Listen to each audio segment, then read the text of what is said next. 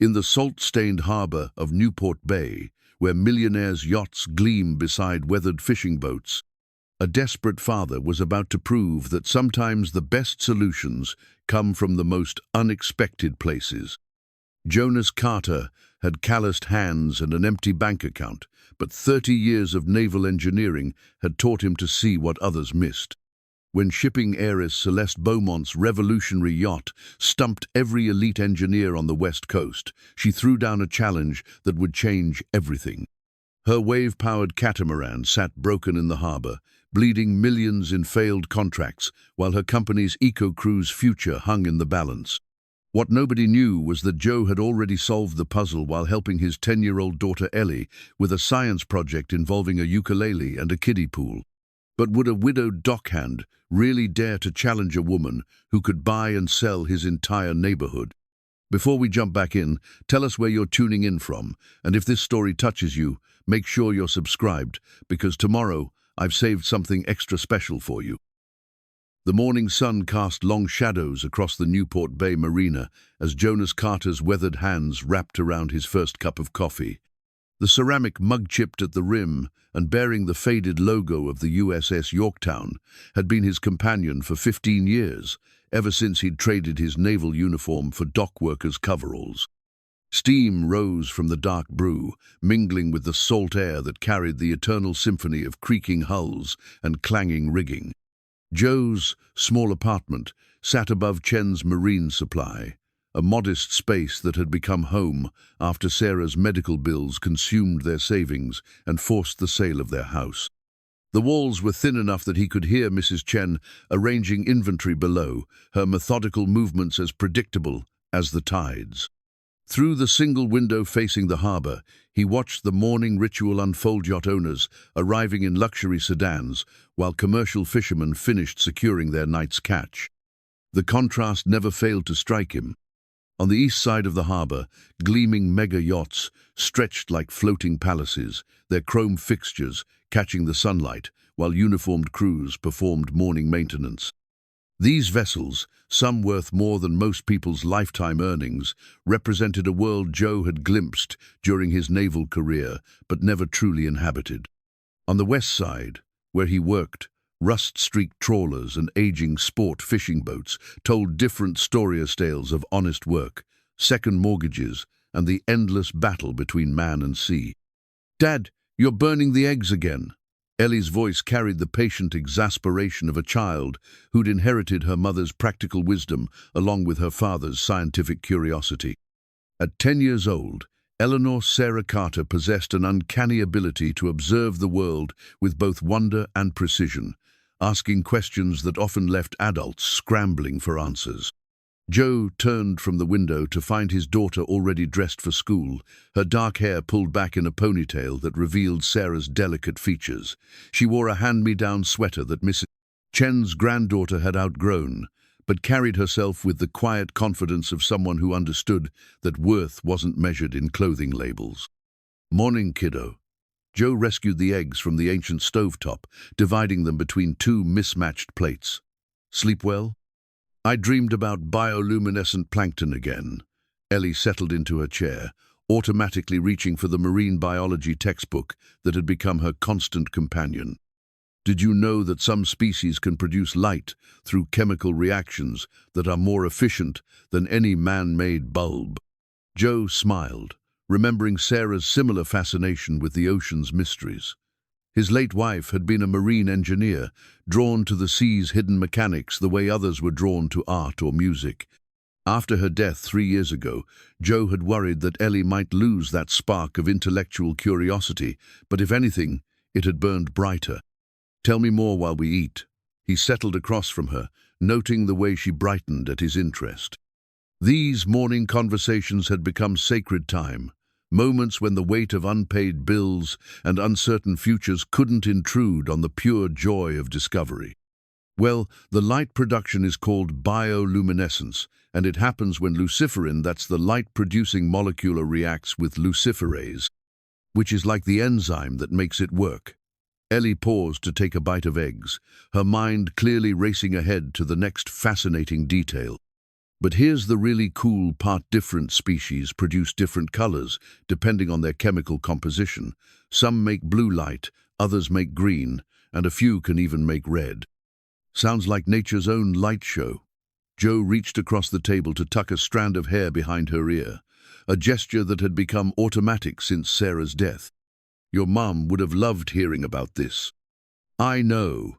That's why I want to study oceanography when I grow up. I want to understand everything she loved about the ocean. Ellie's voice carried the matter-of-fact determination that reminded Joe so much of Sarah. Mrs. Patterson says I'll need to go to a really good college for marine science.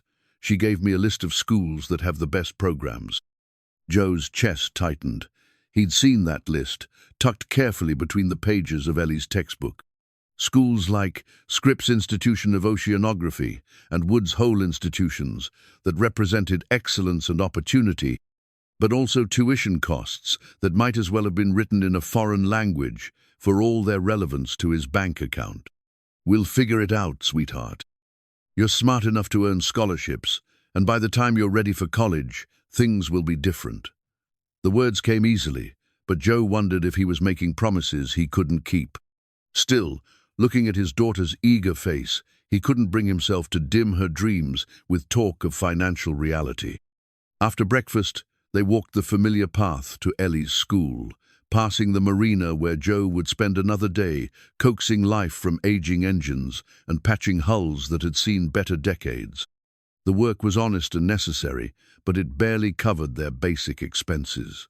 The overdue rent notice from Mrs. Chen sat folded in his wallet, a constant reminder that good intentions didn't pay bills. "See you tonight, Dad." Ellie hugged him goodbye, her small arms fierce around his waist. "Don't forget we're working on my wave energy project after dinner." "Wouldn't miss it." Joe watched her join the stream of children entering the school, her backpack bouncing with each step. That projector demonstration of how wave motion could be converted to electrical energy had consumed their evenings for the past week. Ellie's enthusiasm was infectious, and Joe found himself looking forward to these sessions almost as much as she did. The walk back to the marina took him past the harbor's invisible dividing line, where polished brass gave way to galvanized steel and the scent of expensive cologne was replaced by the honest smell of diesel fuel and fish. This was Joe's world, practical, unpretentious, and populated by people who understood that every day was a negotiation between hope and necessity. His first stop was the Wanderer, a 30-foot sport fishing boat whose owner, Captain Martinez, had been battling a persistent fuel system problem for weeks. The boat sat low in the water, her hull scarred by countless encounters with dock pilings and rough seas, but her engine still purred when properly maintained. "Morning, Joe." Captain Martinez emerged from the cabin, his weathered face creased with worry. "She's acting up again. Started fine yesterday, but this morning she's coughing like an old man climbing stairs." Joe nodded, already reaching for his toolkit. The battered metal box had belonged to his father, a merchant marine who'd taught Joe that every problem had a solution if you were patient enough to find it. Inside, organized with military precision, were the tools of his trade knot, the gleaming instruments preferred by yacht mechanics but reliable companions that had served him well. "Let's take a listen." Joe climbed aboard, immediately noting the subtle changes in the boat's sounds and movements. To an untrained ear, the engine might sound roughly normal, but Joe heard the telltale hesitation that suggested fuel delivery issues. "When did you last replace the fuel filter?" 3 months ago, maybe 4. Captain Martinez rubbed his stubbled chin, calculating. "You think that's the problem?" "Part of it." Joe knelt beside the engine compartment, his hands automatically checking connections and listening for irregularities. "But there's something else. It sounds like you've got water in the fuel line, probably condensation from the temperature changes we've been having." The diagnosis took 20 minutes, the repair another hour. Joe worked methodically, explaining each step to Captain Martinez, who listened with the attention of a man whose livelihood depended on understanding his equipment. This was what Joe loved about his work, the satisfaction of solving puzzles, the gratitude of people who needed his skills, the honest exchange of service for payment. "What do I owe you?" Captain Martinez asked as the engine settled into its proper rhythm. 40 for the filter, 20 for the labor. Joe closed his toolkit, wiping his hands on a rag that had seen countless similar cleanings. "And maybe keep that fuel tank topped off when you're not using her. Less airspace means less condensation." As Captain Martinez counted out the bills, Joe felt the familiar mixture of pride and frustration. He'd solved another problem, helped another person, but the payment barely covered his morning's expenses. At this rate, he'd need to work 18 hours a day just to break even, and that still wouldn't address the larger question of Ellie's future. The morning continued, with similar jobs: a clogged cooling system on a weekend sailor's sloop, a transmission adjustment on a harbor tour boat, the endless small repairs that kept the working side of the marina functioning. Each task reinforced Joe's reputation as the man who could fix anything, but reputation didn't pay for college tuition or reduce the stack of medical bills that still arrived months after Sarah's death. By lunch, Joe had worked his way down to the marina's far end, where the larger vessels moored. Here, the boats grew progressively more impressive, sleek cruisers with names like Tax Shelter and Liquid Assets, their owners visible mainly through the uniformed crews who maintained them. Joe rarely worked on these vessels. Their owners preferred certified yacht mechanics with impressive credentials and matching price tags. He was eating a sandwich beside the fuel dock when Mrs. Chen approached, her expression carefully neutral.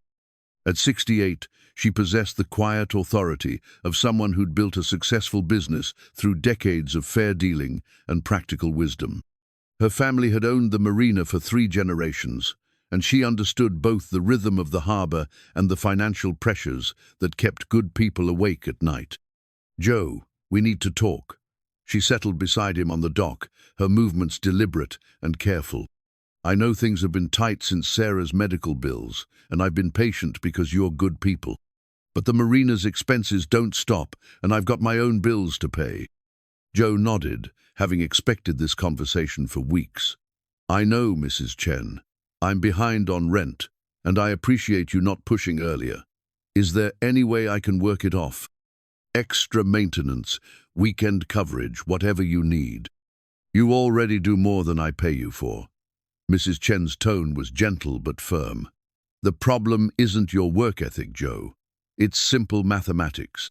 You owe 3 months' rent, and at your current income, you'll never catch up. I need a solution, not good intentions." The weight of her words settled over Joe like a familiar burden.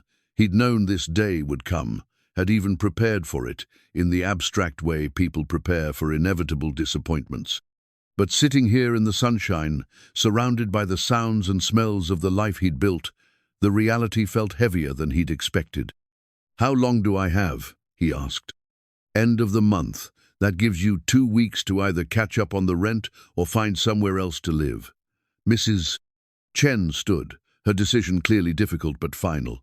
"I'm sorry, Joe, if there was another way." "I understand."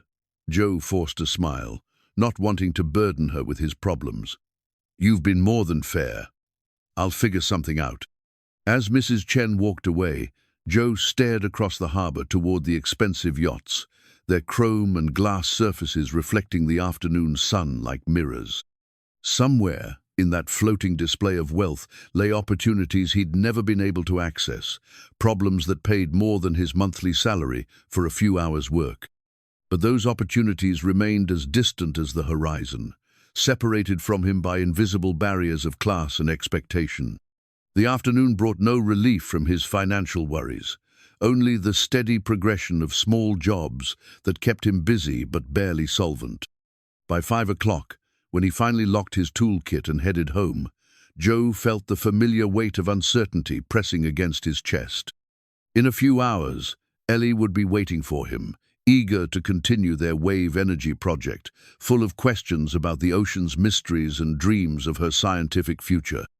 How could he tell her that her future might be decided not by her brilliant mind or boundless curiosity, but by the simple arithmetic of their impossible situation?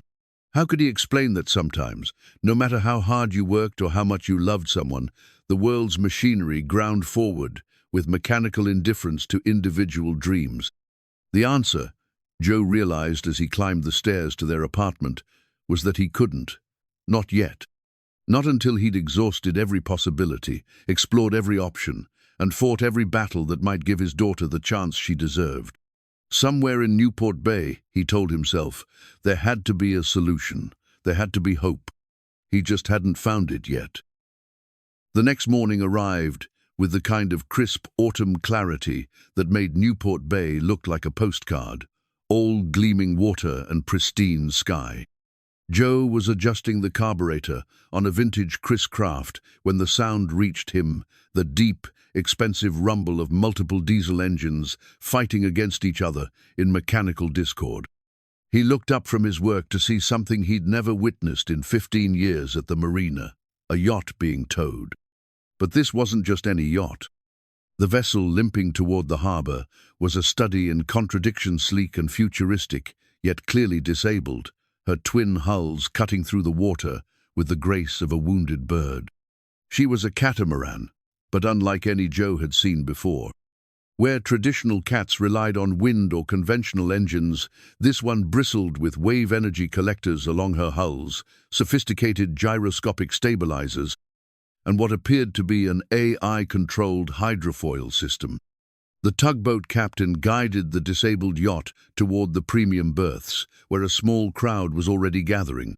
Word traveled fast in a marina, especially when the word involved expensive failure and frustrated owners. Joe found himself drawn toward the commotion, his engineer's curiosity overriding his usual preference for staying on the working side of the harbor. Careful with those lines. The voice that cut through the morning air carried the unmistakable authority of someone accustomed to being obeyed. That stabilizer housing cost more than most people's cars. Joe's first glimpse of Celeste Beaumont confirmed everything the local gossips had whispered about the shipping heiress. She stood on the yacht's forward deck like a general surveying a lost battle, her perfectly tailored jacket and designer jeans somehow managing to look both practical and expensive. Her dark hair was pulled back in a style that suggested efficiency rather than fashion, and her green eyes sparked with the kind of intelligent frustration that Joe recognized in people who were accustomed to solving problems through sheer force of will. Behind her, a small army of technicians and assistants scurried about with the nervous energy of people whose jobs depended on fixing the unfixable. Joe counted at least 6 men in matching polo shirts, each carrying tablets and instruments that probably cost more than his monthly salary. Their collective expertise represented hundreds of thousands of dollars in consulting fees, yet here they were, towing their patient home like a wounded animal. Ms. Beaumont, the preliminary diagnostics suggest, one of the technicians, a nervous man with expensive glasses, approached with a tablet displaying incomprehensible charts and graphs. The diagnostics suggest exactly what the previous 29 diagnostics suggested. Celeste interrupted, her voice carrying the edge of someone who'd heard too many explanations for the same inexplicable failure. The wave energy conversion system works perfectly in theory. The gyroscopic stabilizers are state-of-the-art, and the AI navigation system cost more than a small island. Yet somehow, when you put them all together, my revolutionary yacht handles like a drunk elephant on roller skates. Joe found himself smiling despite the woman's obvious frustration. There was something refreshing about her directness, even if it was wrapped in the kind of casual wealth that could buy and sell his entire neighborhood. He'd worked with enough engineers over the years to recognize the symptoms of overthinking when brilliant people became so focused on individual components that they lost sight of how systems interacted. The harmonic resonance between the wave collectors and the stabilization system is creating, another technician began. I know what it's creating, Celeste snapped. It's creating a $200 million paperweight and threatening to sink my company's eco-cruise contracts. What I need is someone who can tell me how to fix it, not someone who can explain why it's broken. The group fell silent, their collective expertise suddenly seeming inadequate in the face of their employer's mounting frustration. Joe had seen this dynamic before the moment when theoretical knowledge met practical reality and discovered the gap between them. It was a gap that usually required a different kind of thinking, the kind that came from years of making imperfect systems work in imperfect conditions. 30 engineers, Celeste continued, her voice rising enough to carry across the water to where Joe stood listening. 30 of the most expensive marine engineers on the West Coast, and not one of them can make this thing work properly. Stanford graduates, MIT PhDs, consultants who charge more per hour than most people make in a week, and they're all stumped by a boat that should revolutionize clean ocean transport. She turned to face the small crowd that had gathered on the dock, her frustration finally boiling over into the kind of public display that made witnesses uncomfortable. You want to know what the problem is?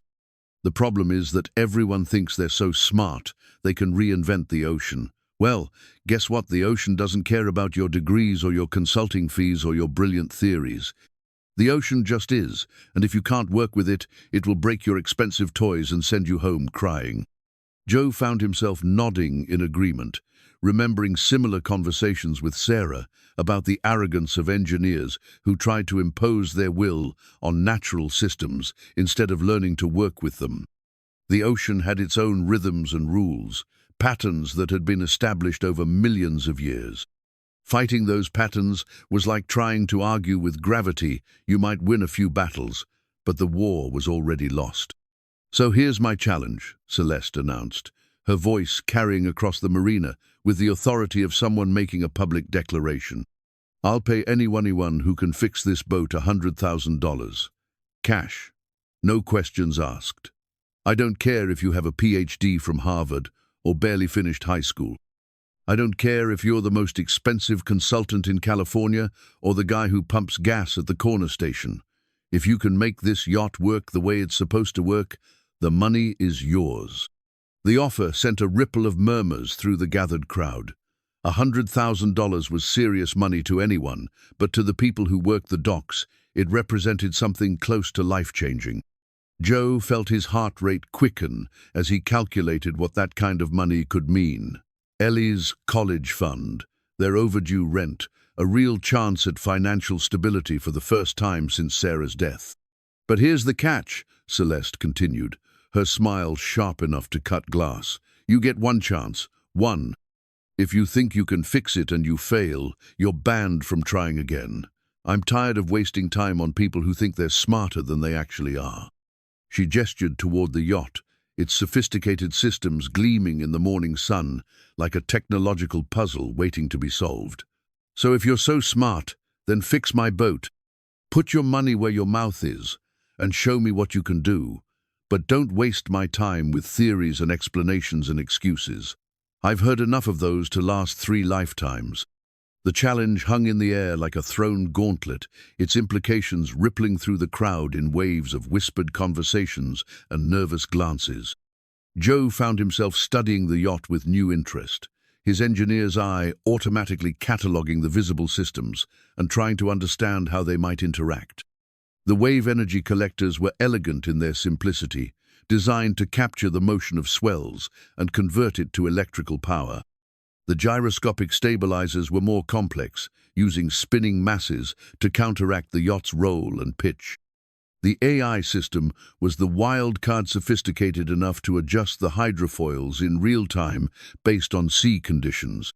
Individually, each system represented cutting-edge technology, but Joe's experience had taught him that elegance in isolation often became chaos in combination. The more sophisticated the individual components, the more opportunities for unexpected interactions and harmonic conflicts. It was like trying to conduct an orchestra where each musician was playing a different piece of music, technically perfect, but utterly incompatible. "Dad?" Ellie's voice came from behind him, and Joe turned to find his daughter approaching with her school backpack and an expression of barely contained excitement. "Is that the yacht everyone's talking about? The one with the wave power system?" "Should be in school, kiddo," Joe said automatically, though he was secretly pleased to have her perspective on the problem. Ellie had a way of seeing things that adults missed, asking questions that cut through complexity to reach fundamental truths. "Teacher workday," Ellie explained, her attention already focused on the yacht. "Dad, look at the way those wave collectors are mounted." They're fighting against the stabilizers, aren't they?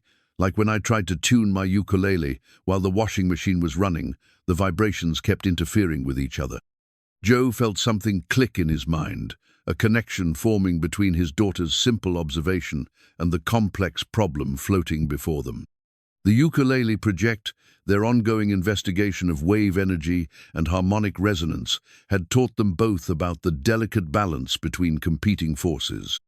What if the yacht's problems weren't caused by any single system failure, but by the interaction between systems that were each working exactly as designed? "Tell me more about that," he said quietly, his attention suddenly focused entirely on his daughter's insight. "Well, remember how we figured out that the waves in my kiddie pool move differently when I changed the frequency of the vibration? And how the ukulele strings would resonate with certain frequencies but fight against others?" Ellie's excitement was growing as she worked through the problem. What if that yacht's wave collectors are creating resonance patterns that the stabilizers are trying to cancel out? They'd be fighting each other instead of working together. The simplicity of the insight was breathtaking. Joe looked at the yacht with new understanding, seeing not a collection of sophisticated systems, but a single organism whose parts were at war with each other.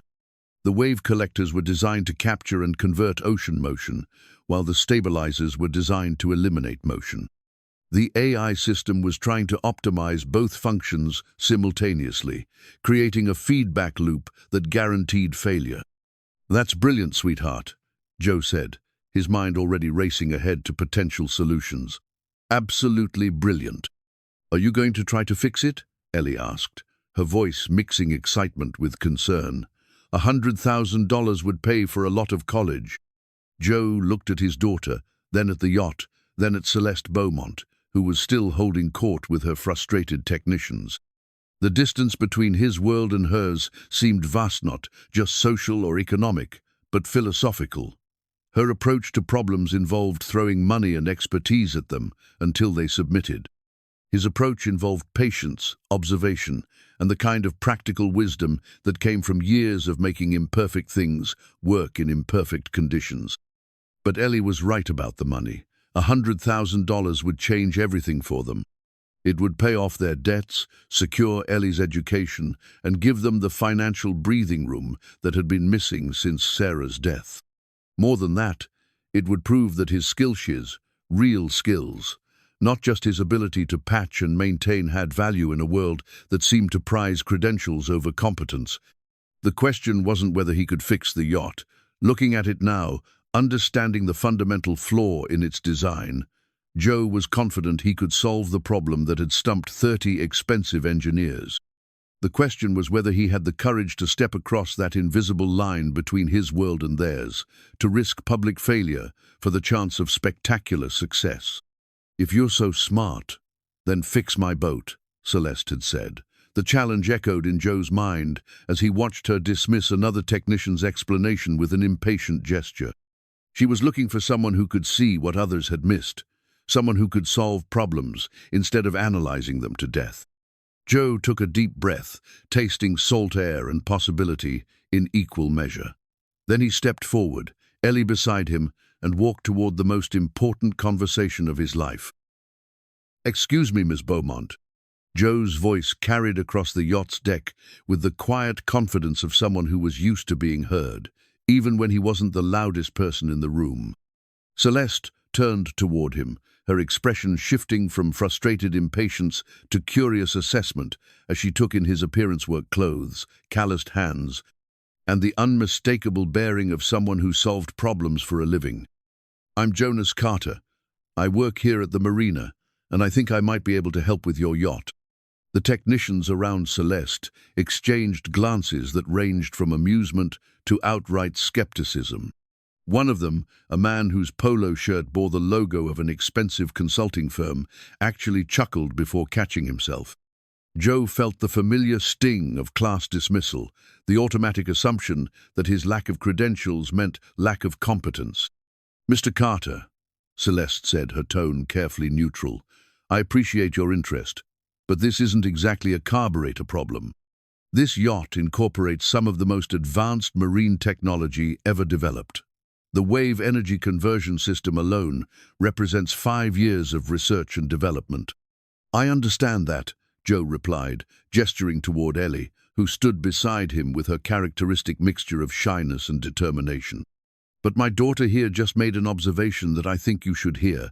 Ellie, tell Miss Beaumont what you noticed about the wave collectors and stabilizers. Ellie stepped forward, her voice clear despite the intimidating audience. They're fighting each other. The wave collectors are trying to capture ocean motion and turn it into energy, but the stabilizers are trying to eliminate motion to keep the boat steady. They're working against each other instead of together, like trying to play music while someone's covering your ears. The simplicity of the observation seemed to catch Celeste off guard. She looked from Ellie to Joe, then toward her yacht, her expression shifting as she processed the implications. That's actually quite insightful. But surely my engineers have considered harmonic interference between systems. Have they? Joe asked gently. Because from what I can see, each system was probably designed and tested independently. Wave collectors work great in isolation, stabilizers work great in isolation, AI navigation works great in isolation. But put them all together, and you've got 3 systems trying to optimize different parameters simultaneously. One of the technicians stepped forward, his skepticism evident. Mr. Carter, with all due respect, we've run comprehensive diagnostics on every system interaction. The computer models show perfect compatibility between... Computer models are only as good as their assumptions, Joe interrupted, not unkindly. And sometimes the real world doesn't follow the computer's rules. May I take a look at the actual systems? Celeste studied Joe for a long moment, her green eyes searching his face for something competence, confidence, or perhaps just honest intention. You understand my offer. One chance, Mr. Carter. If you think you can fix what 30 engineers couldn't, you get one opportunity to prove it. If you fail, you're done. I understand. Joe's voice carried the steady assurance of someone who had faced similar moments throughout his career, moments when theory met practice and only one survived. But I'd like to examine the systems first, understand how they actually behave rather than how they're supposed to behave. Fair enough. Celeste gestured toward the yacht. You have until sunset. If you want to try a fix, you can start tomorrow morning. But Mr. Carter, I hope you understand what you're risking. Public failure in front of half the marina isn't exactly a resume builder. Joe followed Celeste aboard the yacht, Ellie close beside him, both of them immediately struck by the vessel's sophisticated beauty. The deck was a study in functional elegance, every surface and component designed with the kind of attention to detail that came from unlimited budgets and uncompromising standards. But underneath the polish, Joe sensed the tension of a machine at war with itself. This is the primary control interface, Celeste explained, leading them to a console that looked more like something from a spacecraft than a boat. The AI system monitors sea conditions and adjusts the hydrofoils and stabilizers in real time. Wave height, frequency, wind speed, boat speed. It processes hundreds of variables every second. Joe nodded, his hands instinctively moving toward the controls before stopping himself. This wasn't his equipment, and he couldn't afford to break something while trying to understand it. And the wave collector show, do they integrate with the stabilization system? They don't, really. That's part of the elegance of the design. Each system operates independently, with the AI coordinating overall performance.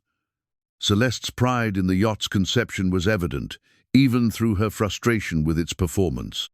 The wave collectors capture energy from hull motion, the stabilizers minimize passenger discomfort, and the AI optimizes both functions for maximum efficiency. But what happens when those functions conflict? Ellie asked, her young voice cutting through the technical explanations with characteristic directness. What does the AI do when the wave collectors want the boat to move one way and the stabilizers want it to move another way? The question hung in the air like a challenge. And Joe saw something flicker in Celeste's expression, the recognition that a 10-year-old had identified a flaw that millions of dollars in engineering consultation had missed. The AI is supposed to balance those competing demands, she said slowly. find the optimal compromise between energy collection and stability. But what if there is no optimal compromise? Joe asked. What if the fundamental design requires the systems to fight each other, and the AI is just managing the conflict rather than resolving it?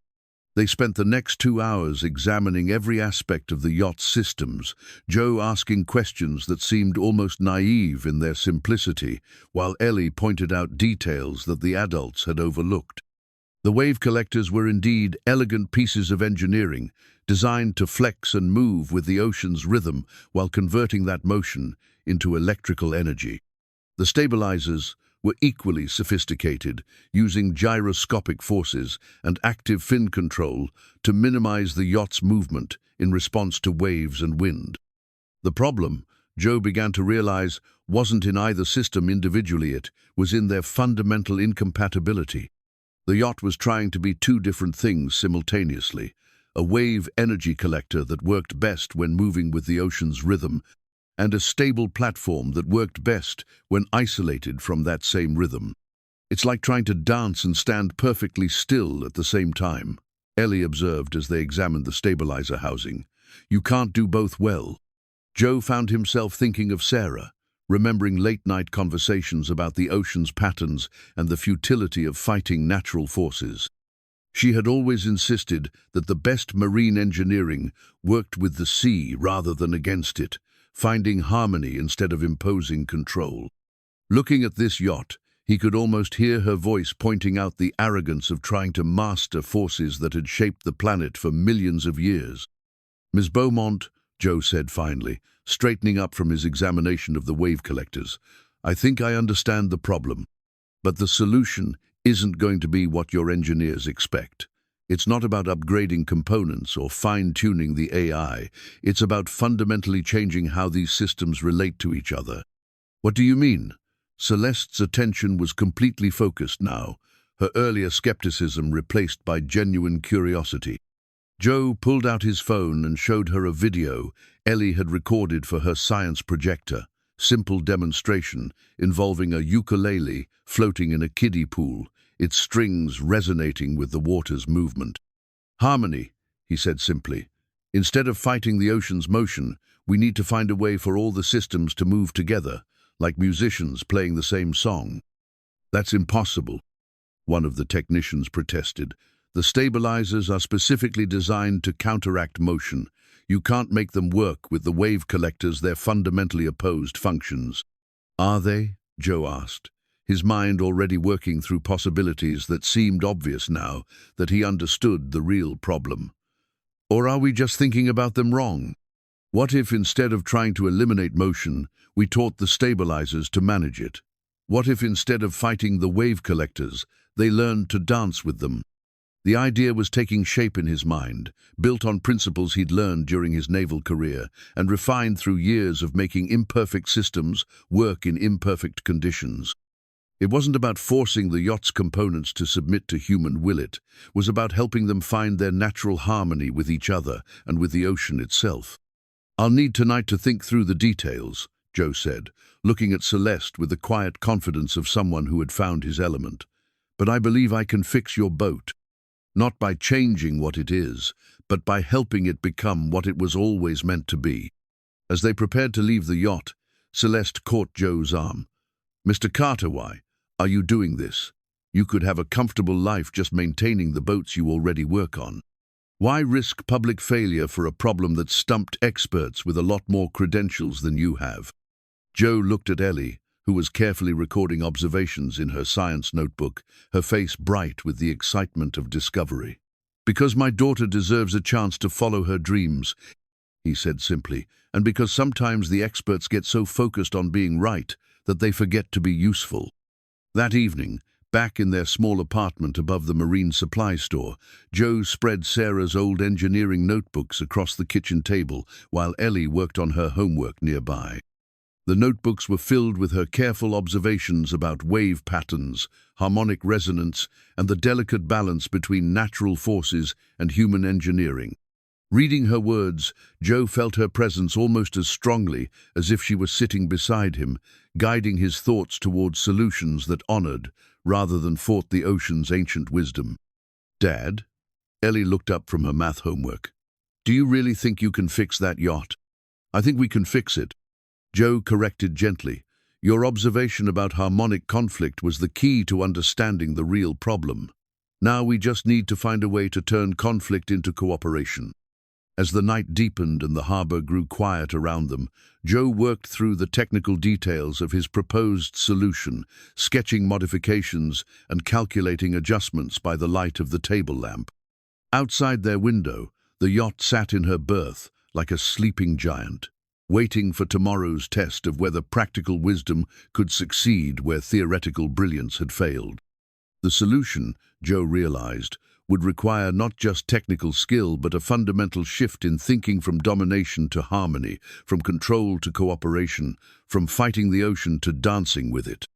It was exactly the kind of challenge that Sarah would have loved, and exactly the kind of opportunity that could change everything for him and Ellie. Tomorrow would determine whether a widowed dock worker could succeed where 30 engineers had failed, whether a 10-year-old simple insight could unlock millions of dollars in stalled innovation, and whether the principles of harmony and cooperation could triumph over the arrogance of technological force.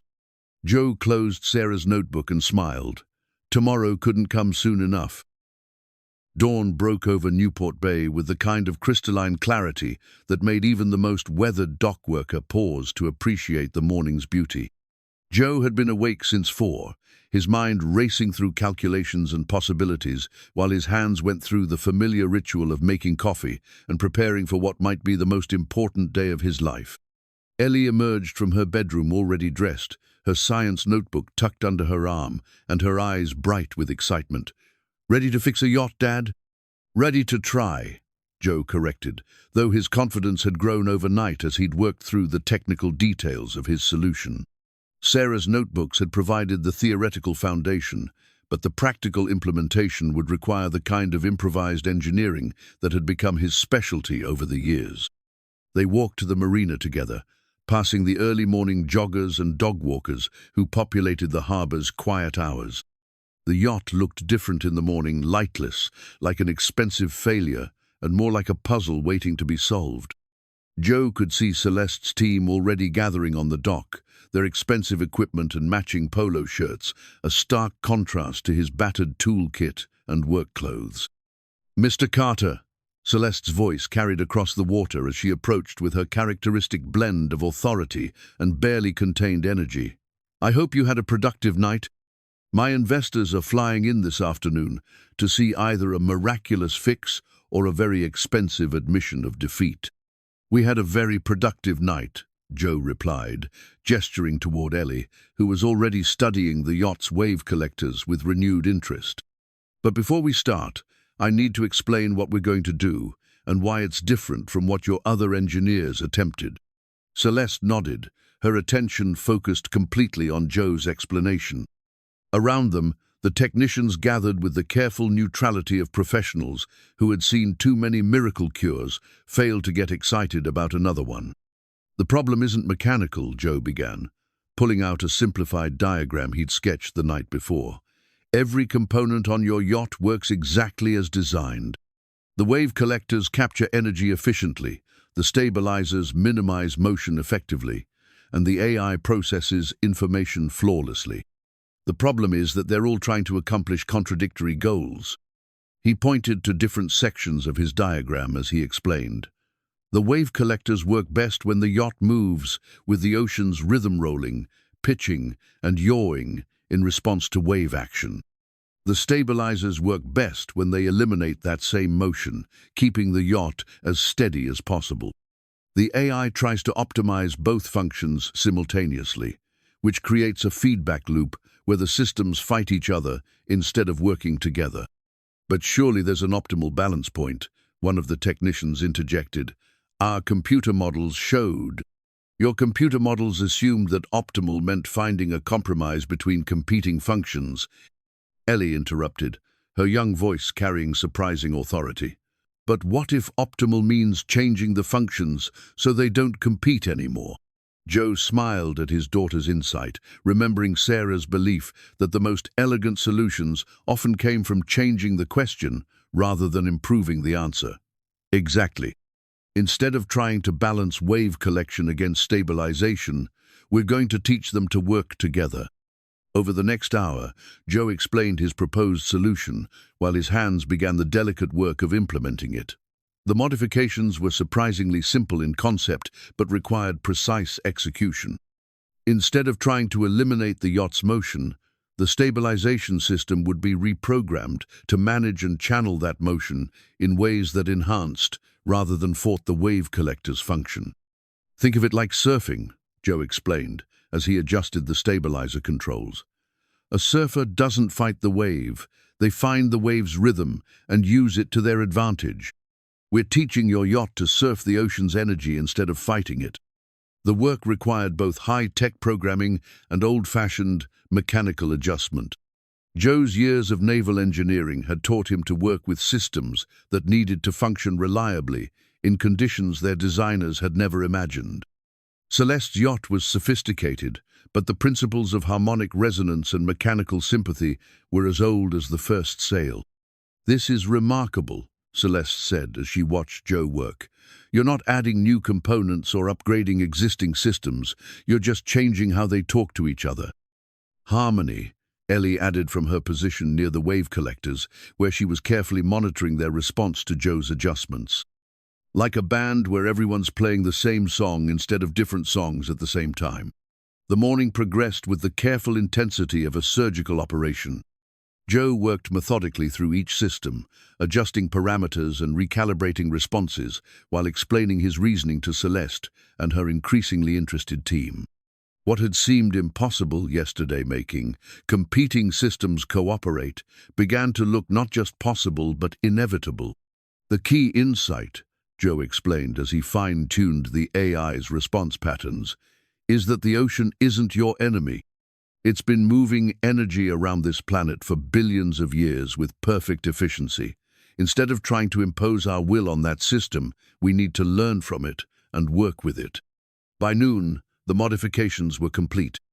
The yacht's systems had been reprogrammed to function as a single organism rather than competing components, each element supporting and enhancing the others instead of fighting for dominance. The wave collectors would capture energy from the yacht's motion, the stabilizers would manage that motion to optimize energy capture while maintaining passenger comfort, and the AI would coordinate the entire system to work in harmony with whatever conditions the ocean provided. "Ready for a test run?" Joe asked, wiping his hands on the towel that had become his constant companion throughout the morning's work. Celeste nodded, her expression mixing anticipation with the kind of nervous energy that came from betting everything on an untested solution. "My investors will be here in 2 hours. If this works, we'll have something miraculous to show them. If it doesn't, it'll work," Ellie said, with the absolute confidence that only children could muster. "Dad's fixes always work." The yacht's engines came to life with a smooth rumble that seemed somehow different from the previous day's mechanical discord. As they pulled away from the dock, Joe felt the familiar satisfaction of machinery working in harmony rather than conflict. The wave collectors began their subtle dance with the ocean's rhythm, while the stabilizers moved in sympathy rather than opposition. "This is extraordinary." Celeste breathed as the yacht settled into its stride. "The motion is completely different, smoother, more natural. It feels like the boat is part of the ocean instead of fighting it." Joe watched the various displays and gauges, noting how the different systems supported each other's function instead of competing for resources. The wave collectors captured energy from the yacht's motion, while the stabilizers channeled that motion to maximize both energy generation and passenger comfort. The AI coordinated everything with the fluid responsiveness of a natural system rather than the rigid logic of competing programs. Energy generation is up 30% from yesterday's tests. One of the technicians reported, his skepticism replaced by professional admiration. "And passenger comfort metrics are better than anything we achieved with the original stabilization protocols." They spent the next hour putting the yacht through increasingly challenging test-sharp turns, speed changes, and deliberate encounters with the day's moderate swells. Each test confirmed what Joe had hoped and Ellie had predicted. The yacht was no longer fighting itself or the ocean, but working in harmony with natural forces to achieve what pure technology had failed to accomplish. "How did you know this would work?" Celeste asked as they headed back toward the marina.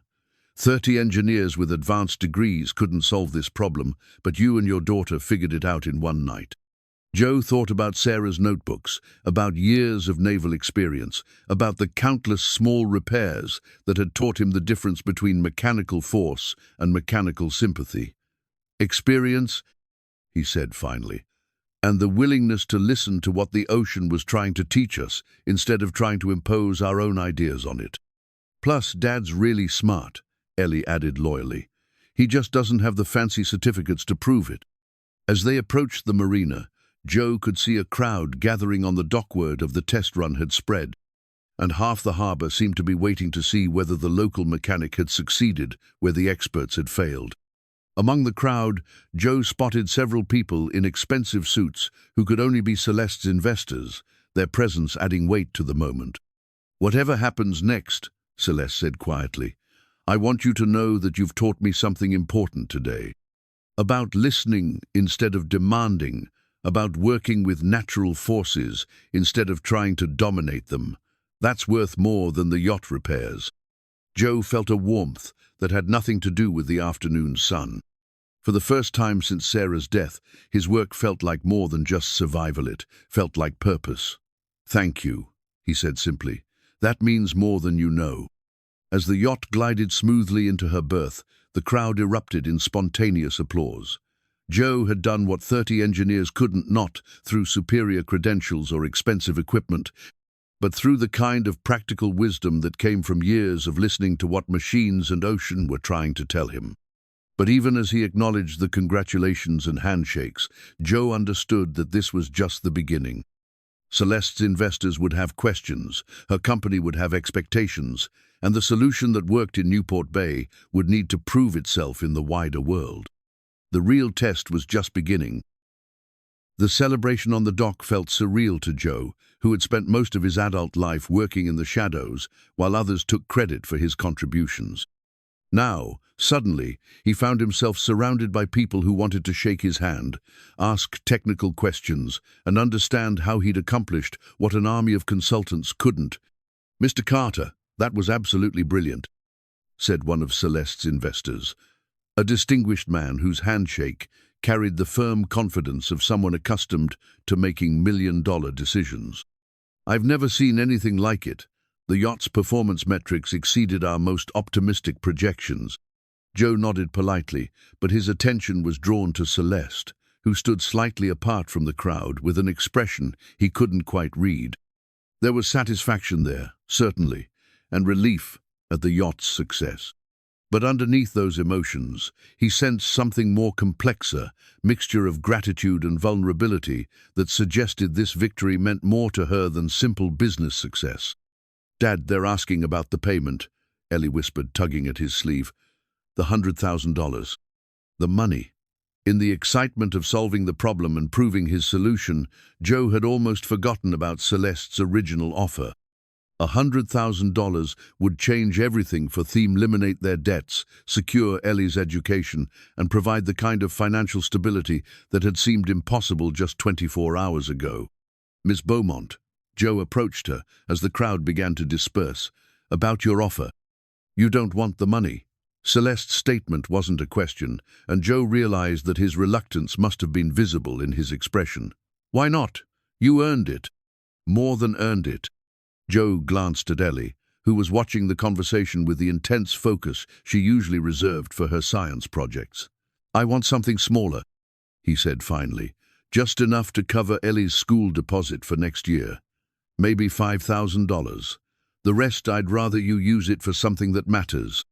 Celeste stared at him, as if he'd spoken in a foreign language. "Mr. Carter, I offered you $100,000.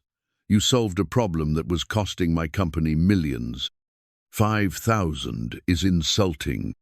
5,000 changes our life, Joe replied quietly. 100,000 changes who we are. There's a difference. The conversation was interrupted by the arrival of a woman Joe hadn't seen before, tall, elegantly dressed, with the kind of commanding presence that suggested both wealth and authority. She approached Celeste with the familiarity of someone who had known her for years, but Joe noticed the subtle tension that entered Celeste's posture at her approach. "Celeste, darling, what a dramatic little demonstration." The woman's voice carried the cultured tones of old money and older expectations. "Though I have to say, hiring a local mechanic does seem rather desperate." "Mother." Celeste's tone was carefully neutral, but Joe caught the flash of irritation in her green eyes. "I didn't expect you to come personally. When my daughter's company faces potential bankruptcy, I make time." Margaret Beaumont's gaze swept over Joe with the kind of assessment that reduced people to their economic utility. "Mr. Carter, isn't it?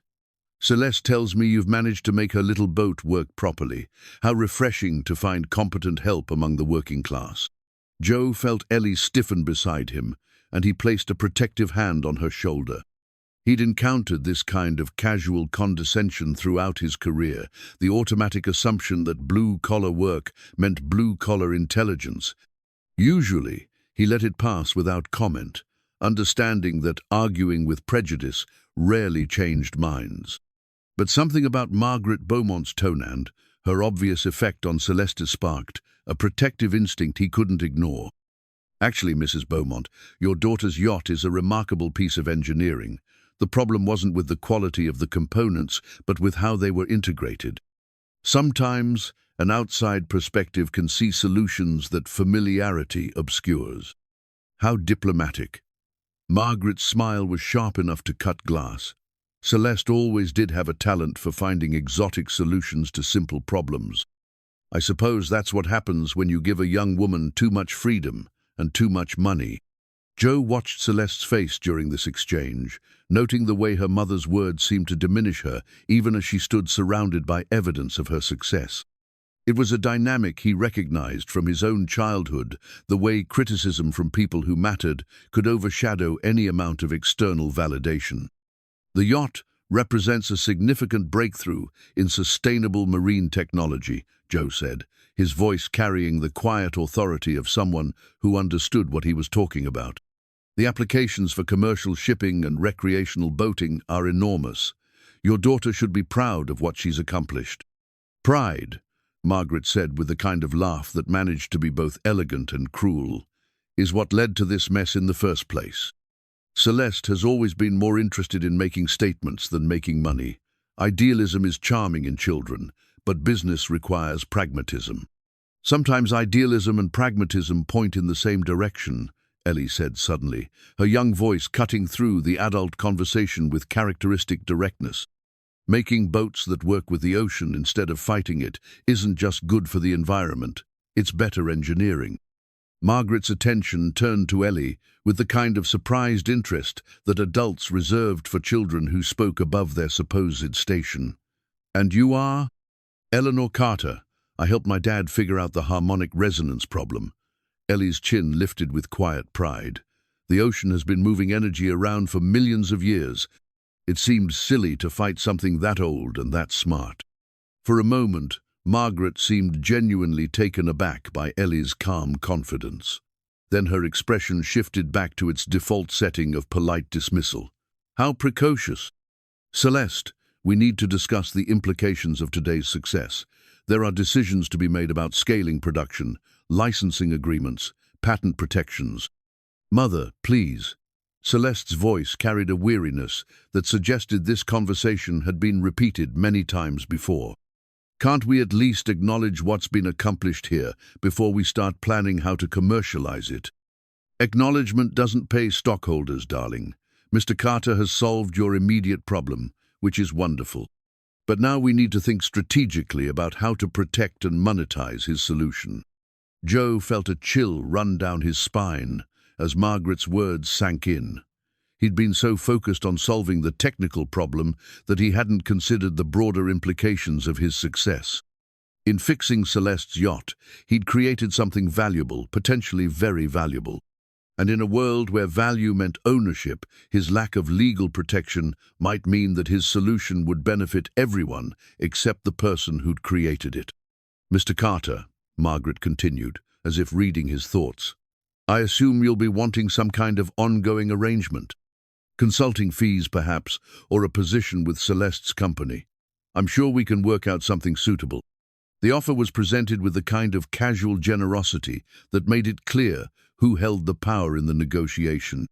Joe would be grateful for whatever scraps fell from their table, happy to have his expertise valued at whatever rate they deemed appropriate. It was the same dynamic he'd encountered throughout his career: recognition without respect, opportunity without equity. "I think," Joe said carefully, "that depends on what Miss Beaumont wants. It's her yacht, her company, and her decision."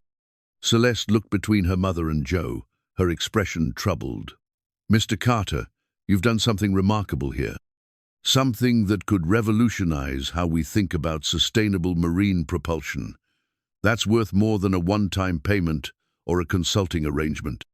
"Celeste," Margaret's voice carried a warning, "don't let gratitude override business sense. Mr. Carter has provided a service, and he should be compensated appropriately for that service. But let's not confuse fixing a boat with founding a company." "What if it's not just about fixing a boat?" Celeste asked, her voice gaining strength as she spoke. "What if it's about proving that a different approach to engineering problems can yield better results? What if Mr. Carter's solution isn't just a repair, but a completely new way of thinking about marine technology?" Joe found himself caught between admiration for Celeste's vision and concern about the expectations it created. He'd solved one problem on one yacht, significant achievement, certainly, but hardly the foundation for revolutionizing an entire industry. Yet as he looked at the yacht floating peacefully in her berth, her systems working in perfect harmony with each other and with the ocean itself, he couldn't deny that something important had happened here. "Ms. Beaumont," he said finally, "I appreciate your confidence in what we've accomplished. But before we start talking about revolutions and new approaches, maybe we should focus on making sure this solution actually works in the real world. One successful test doesn't prove anything except that the concept has potential." "Which is exactly why," Margaret interjected, "we need to move quickly to protect that potential. Patents, licensing agreements, non-disclosure, contracts, the usual mechanisms for ensuring that innovation benefits its proper owners." "And who," Ellie asked with the kind of innocent directness that made adults uncomfortable, "are the proper owners? The person who had the idea, the person who built the boat, or the person who figured out how to make it work?" The question hung in the air like a challenge, highlighting the complex relationship between innovation, ownership, and reward that lay at the heart of so many modern disputes. Joe had created something valuable, but he'd created it using Celeste's equipment to solve Celeste's problem on Celeste's yacht. The legal ownership might be clear, but the moral ownership was more complicated. "What I'd like," Celeste said slowly, as if working through the implications as she spoke, "is to test this solution more thoroughly. A real-world shakedown voyage, where we can see how the system performs under various conditions. Mr. Carter, would you be willing to join me for a 2-week cruise to put your modifications through their paces?" Joe looked at Ellie, whose eyes had gone wide with excitement at the prospect of an ocean adventure. 2 weeks away from the marina, away from their cramped apartment and constant financial worries, away from the familiar constraints of their everyday life. It was an opportunity for Ellie to see the world beyond Newport Bay, to experience the ocean she dreamed of studying from the deck of one of the most advanced yachts ever built. "We'd be honored," Joe said, speaking for both of them. "But I'd want to bring my tools, just in case any adjustments are needed during the voyage." "Of course," Celeste smiled, and Joe noticed how much younger she looked when her expression wasn't weighed down by corporate pressures and family expectations. "We'll provision for an extended cruise, maybe down to Catalina and back, with stops at some of the Channel Islands. It'll give us a chance to test the system under different conditions and see how it performs over time." Margaret's expression suggested that she viewed this plan as somewhere between reckless adventure and expensive vacation. Celeste, I hardly think a pleasure cruise is the most efficient way to validate a technical solution. Surely controlled testing would be more appropriate. Mother, we've done controlled testing for 3 years. What we need now is real-world experience. Mr. Carter's solution works because it's based on practical understanding of how systems behave in actual conditions. We need to honor that approach. As the afternoon wore on and the details of the voyage were discussed, Joe found himself caught between excitement and apprehension. The success of his yacht repair had opened doors he'd never imagined walking through, but it had also created expectations and obligations that made him uncomfortable. He was a simple dock worker who'd gotten lucky with one problem. Was he really qualified to represent a new approach to marine engineering? The answer, he realized as he watched Ellie chatting excitedly with Celeste about the planned voyage, didn't matter as much as the opportunity itself. Whether he succeeded or failed on a grander scale, he'd already given his daughter something precious, the knowledge that intelligence and creativity weren't limited by credentials or class, that good ideas could come from anywhere, and that sometimes the most profound solutions were also the most simple. As the sun set over Newport Bay, painting the water in shades of gold and crimson, Joe felt a mixture of gratitude and determination. Tomorrow would bring new challenges and new opportunities, but tonight, for the first time in years, the future felt full of possibility rather than limitations. The real voyage was about to begin.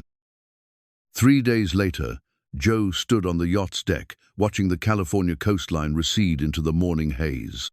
The departure from Newport Bay had been smooth and efficient, with Celeste's crew handling the yacht's systems with the kind of professional competence that came from years of experience. But it was Joe's modifications that made the journey feel different. The yacht moved through the water with a fluid grace that seemed almost alive, responding to the ocean's rhythm rather than fighting it.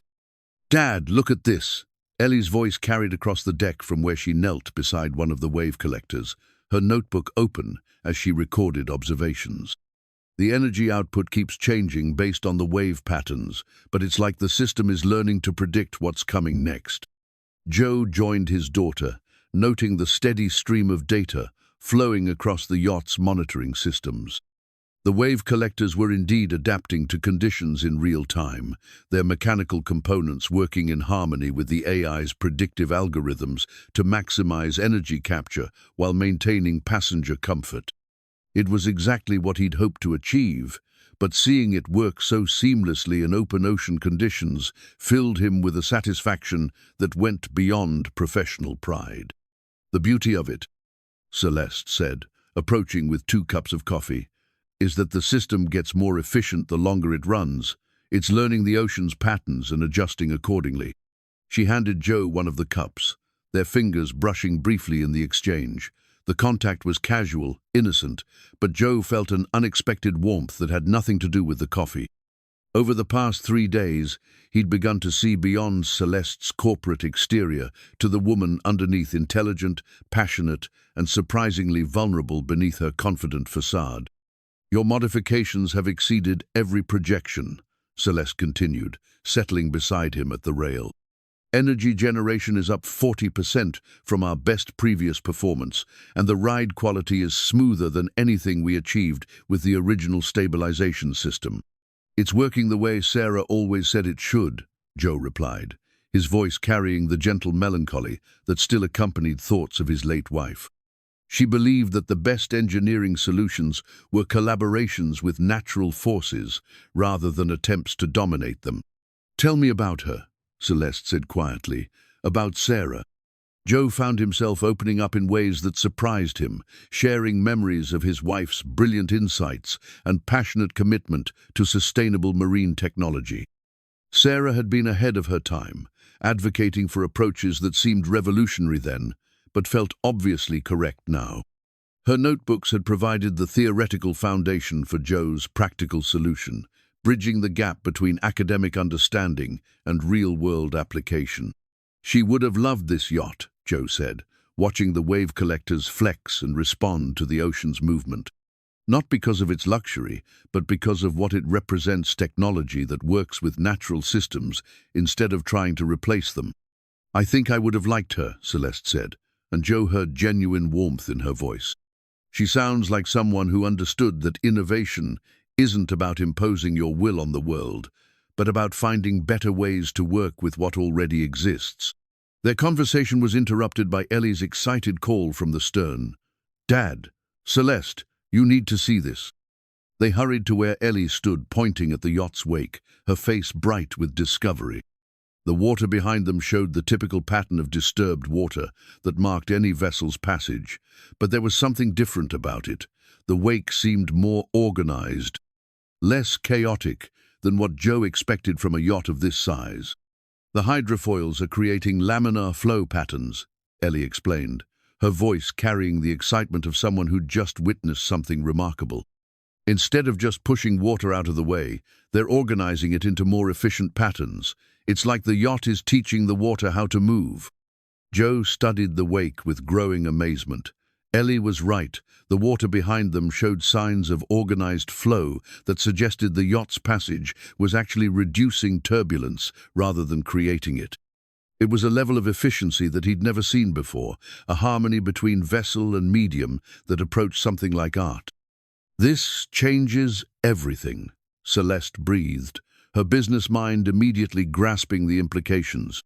"If we can document and replicate this effect, it's not just about energy generation anymore. It's about fundamentally more efficient marine transportation." The morning's discovery set the tone for the rest of the voyage. Each day brought new evidence that Joe's modifications had created something more significant than anyone had anticipated. The yacht wasn't just working with the ocean's energy, it was enhancing the ocean's natural efficiency, creating benefits that extended far beyond the vessel itself. But the technical successes were matched by personal discoveries that surprised Joe even more than the yacht's performance. Celeste proved to be an eager student of marine engineering, asking questions that revealed both her intelligence and her genuine curiosity about how things worked. She listened to Joe's explanations with the focused attention of someone who understood that true expertise came from experience rather than credentials. "I've spent years surrounded by people with impressive degrees and expensive educations," she told him one evening as they watched the sunset from the yacht's bow. "But you're the first person who's been able to explain complex systems in ways that actually make sense. You don't just know how things work, you understand why they work." Joe felt a flush of pride at her words, but also a growing awareness of the connection developing between them. Celeste was brilliant, successful, and beautiful, but more than that, she was becoming someone he genuinely cared about. The realization was both thrilling and terrifying. She inhabited a world so different from his that any relationship seemed doomed from the start. "Miss Beaumont," he began, but she interrupted him with a gentle laugh. "After a week at sea together, I think you can call me Celeste," she said. "We're past the point of formal business relationships, don't you think?" "Celeste," Joe said, testing the name on his tongue. "There's something I need to tell you. About the modifications, about what this all means." Before he could continue, his satellite phone rang with the harsh electronic tone that always seemed to shatter peaceful moments. Joe glanced at the caller ID and felt his stomach tighten. It was Mrs. Chen, calling from the marina with what could only be urgent news. "Joe, thank God I reached you." Mrs. Chen's voice was strained with worry. "You need to know what's happening here. There are people asking questions about you and your work on that yacht. Corporate types with expensive suits and legal documents." Joe felt a chill that had nothing to do with the ocean breeze. "What kind of questions?" "Questions about your background, your qualifications, your right to work on advanced marine systems. They're suggesting that you might have violated patent laws or professional licensing requirements." "Joe, they're talking about criminal charges." The news hit Joe like a physical blow. He'd been so focused on solving Celeste's problem that he hadn't considered the legal implications of his success. In a world where innovation was protected by patents and defended by armies of lawyers, his practical solution might be seen as theft rather than insight. "Who are they?" Joe asked, though he already suspected the answer. "They won't say exactly, but their business cards have corporate logos I recognize. Companies that compete with Miss Beaumont's firm. Joe, I think someone's trying to destroy your reputation, to undermine whatever you've accomplished out there." Joe looked at Celeste, who had caught enough of the conversation to understand that something was seriously wrong. Her expression had shifted from relaxed contentment to sharp concern, the business executive taking over from the woman who'd been enjoying a peaceful evening at sea. "Mrs. Chen, I'll be back as soon as possible. Don't talk to anyone else about this until I get there. Be careful, Joe. These people have resources and legal teams that can make life very difficult for someone in your position. Whatever you've done out there, make sure you're protected." As Joe ended the call, he felt the weight of his situation settling over him like a storm cloud. His success in fixing Celeste's yacht had made him a target for people who viewed innovation as property to be owned rather than knowledge to be shared. The simple joy of solving a technical problem had been transformed into something complex and potentially dangerous. "Joe, what's happening?" Celeste's voice carried genuine concern. "Who was that?" "Trouble," Joe said simply. "The kind of trouble that comes when ordinary people accomplish extraordinary things in a world that doesn't believe ordinary people are capable of extraordinary things." As the yacht continued its smooth passage through the darkening ocean, Joe realized that their peaceful voyage was about to become something much more complicated. The real test of his modifications wasn't going to be their technical performance. It was going to be whether the people who'd created them could survive the legal and corporate warfare that innovation seemed to attract. The horizon ahead looked beautiful and treacherous in equal measure, promising both adventure and conflict in whatever lay beyond the setting sun. Joe pulled Ellie close and prepared himself for the battle he'd never wanted, but could no longer avoid. Sometimes, he reflected grimly, success was more dangerous than failure. The storm that had been building on the horizon for 2 days finally reached them on their 10th day at sea. Joe had been monitoring the weather reports with growing concern, but the yacht's improved systems had performed flawlessly through increasingly challenging conditions. Now, as waves began building to 12 feet and the wind howled across the deck with increasing fury, he prepared for the ultimate test of his modifications. "All systems are performing within normal parameters," called Sarah Martinez, the yacht's chief engineer, from her position at the main console. "Wave energy capture is actually increasing with the storm intensity, and the stabilization system is handling the rough seas better than our most optimistic projections." Joe nodded, watching the displays that showed his modifications working exactly as intended. The yacht rode the growing swells with fluid grace, her wave collectors channeling the storm's energy, while the stabilizers managed motion in ways that would have been impossible with the original systems. It was a vindication of everything he'd believed about working with natural forces rather than fighting them. "Dad, this is incredible," Ellie called from her position near the protected observation windows. "The yacht isn't fighting the storm, she's dancing with it." But Joe's satisfaction was tempered by a growing unease that had nothing to do with the weather.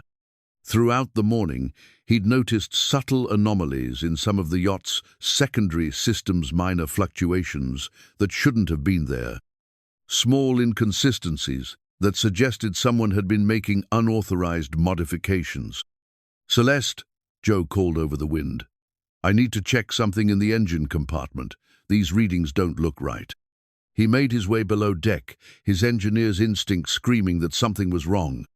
The main propulsion and wave energy systems were working perfectly, but there were electronic signatures that didn't match his modifications or the yacht's original specifications.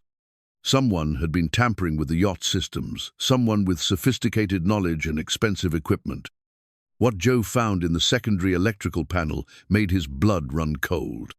Nestled among the legitimate control circuits was a device he didn't recognize, a small black box with no manufacturer's markings, but clearly designed to interface with the yacht's navigation and safety systems. It was connected to circuits that controlled emergency beacons, life raft deployment, and the yacht's ability to transmit distress signals. "Jesus," Joe breathed, realizing the implications. Someone had installed a device that could disable the yacht's safety systems remotely, leaving them helpless in exactly the kind of storm they were currently facing. He was examining the device more closely when footsteps on the stairs announced someone's arrival. Joe looked up to see a man he'd never met before, tall, well-dressed, and carrying himself with the kind of casual confidence that suggested both wealth and authority. "Mr. Carter, I presume?" the stranger said, his voice carrying a slight accent that Joe couldn't quite place. "Dr. Marcus Webb, Marine Systems Consultant. I believe we need to talk." "How did you get aboard?" Joe asked, his hand instinctively moving toward his toolkit. "We're 20 miles from shore in the middle of a storm. Helicopter, just before the weather got too rough for safe flying." Webb replied with a smile that didn't reach his eyes. "Though I suspect the timing of this storm is rather convenient for certain purposes."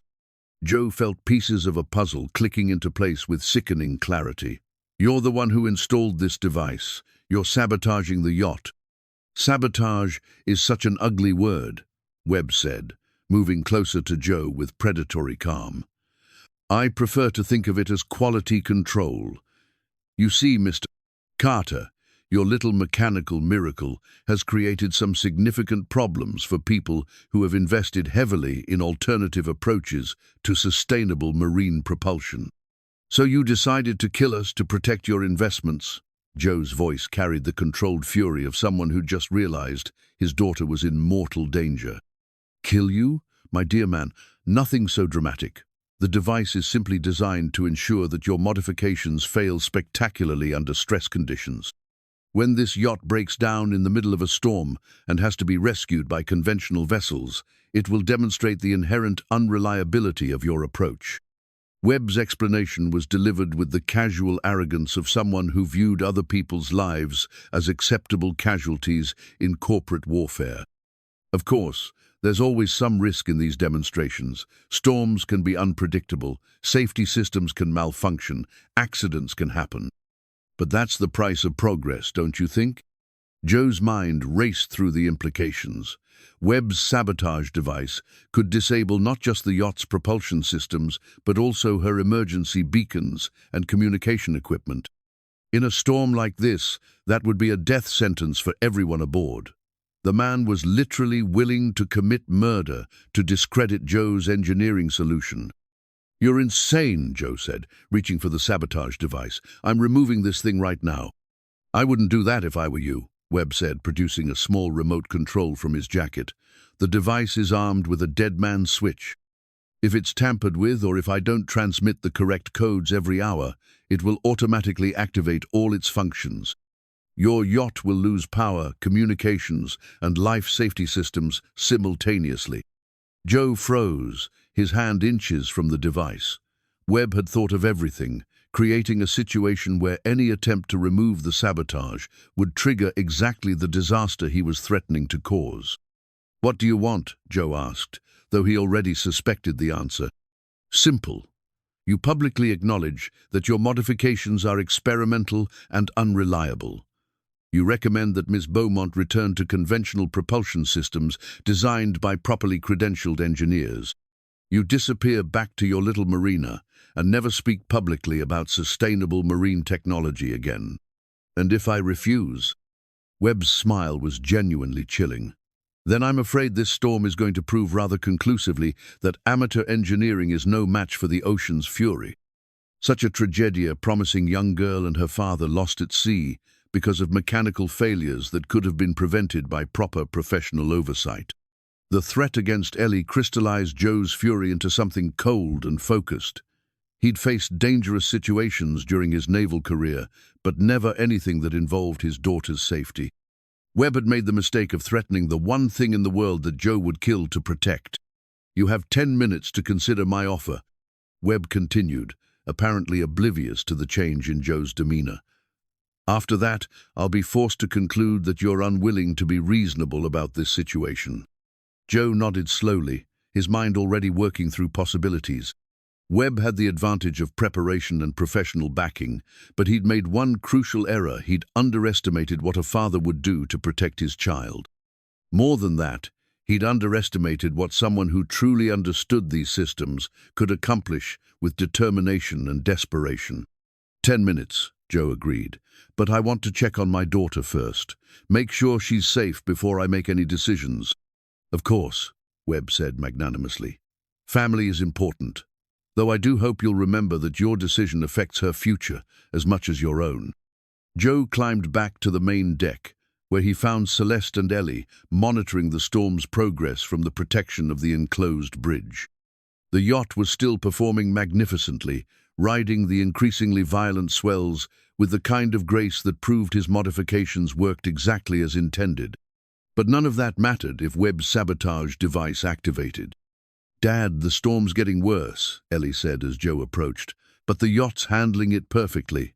Your modifications are working better than anyone hoped." "I know, sweetheart," Joe said, kneeling beside his daughter and pulling her close. "But we have a problem. A serious problem that has nothing to do with the storm or the yacht's systems." He explained the situation to Celeste in quick, quiet sentences, while Ellie listened with the kind of serious attention that reminded him how mature she'd become since her mother's death. Webb's sabotage, the threat to their safety, the impossible choice between surrendering his life's work and risking their lives. "That's corporate terrorism," Celeste said, her voice shaking with fury. "He's threatening to murder us to protect his client's market position. We have to contact the Coast Guard, the FBI." "With what?" Joe asked grimly. "He's controlling our communications, and even if we could get word out, help couldn't reach us in time. We're on our own out here." "So what do we do?" Ellie asked, her voice steady despite the fear Joe could see in her eyes. Joe looked at his daughter, brilliant, brave, and trusting him to find a solution to an impossible problem. Then he looked at Celeste, who'd given him the chance to prove his worth and was now paying the price for believing in him. Finally, he looked at the storm raging around them, at the ocean that had shaped his entire life and career. "We do what engineers do," he said finally. "We solve the problem." The solution that was forming in Joe's mind was dangerous, possibly suicidal, but it was the only chance they had. Webb thought he understood the yacht's systems well enough to sabotage them, but he didn't truly comprehend what Joe had created. The modifications weren't just about wave energy and stabilization. They were about fundamental harmony between human technology and natural forces. If Joe could turn that harmony into a weapon, he might be able to use Webb's own sabotage against him. It would require perfect timing, complete understanding of systems under extreme stress, and a willingness to risk everything on a single desperate gambit. But as he looked at Ellie's trusting face and felt Celeste's hand squeeze his shoulder in support, Joe realized he didn't have a choice. Webb had made the mistake of threatening the people Joe loved most in the world. Now he was going to learn what happened when you declared war on someone who had nothing left to lose. Joe's plan was insane, brilliant, and terrifyingly dangerous all at the same time. As he spread the yacht's original blueprints across the navigation table, his hands moved with the steady precision of someone who had learned to think clearly under pressure. The drawings were hand-sketched, technical specifications that predated Webb's sabotage, showing every system and circuit in their original configuration. "The key is understanding what Webb doesn't know," Joe explained to Celeste in low, urgent tones, while Ellie kept watch for their unwelcome passenger. "He's focused on the wave energy and stabilization systems because that's what everyone thinks my modifications are about. But the real innovation is in how all the systems communicate with each other." Joe pointed to sections of the blueprint that showed seemingly minor electrical connections between major components. "I didn't just reprogram individual systems, I created a unified nervous system that lets the yacht respond to conditions holistically. Webb's sabotage device can disrupt specific functions, but it can't break the underlying harmony." "I don't understand," Celeste said, her voice tight with stress. "How does that help us?" "Because Webb's device is designed to cause catastrophic failures in conventional systems. But our systems aren't conventional anymore, they're adaptive. If I can trigger the right response, the yacht's own intelligence might be able to isolate and neutralize the sabotage." Ellie returned from her watch position with disturbing news. He's been making phone calls on some kind of satellite device. I couldn't hear everything, but he mentioned timeline acceleration and acceptable losses. Dad, I think he's moved up his schedule. Joe felt his stomach tighten. Webb was getting impatient, which meant their window for action was closing rapidly. How much time do we have? He said something about 30 minutes until implementation, whatever that means. 30 minutes. Joe looked at the blueprints, at the storm raging outside, at his daughter's frightened but determined face. 30 minutes to outthink a professional saboteur, outwit corporate conspiracy, and save their lives using nothing but his understanding of systems that he'd modified without really comprehending their full potential. Okay, Joe said, his voice carrying the calm authority that had served him through countless crises. Here's what we're going to do. The plan required precise timing and absolute trust. Joe would need to access the yacht's main computer systems to implement a software patch that would isolate Webb's sabotage device while maintaining critical functions. Celeste would monitor the storm conditions and be ready to take manual control of the yacht if the automated systems failed. Ellie would watch Webb and signal if he made any suspicious moves.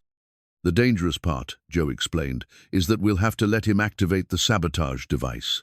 If I try to prevent it, he'll know we're onto him and trigger everything manually.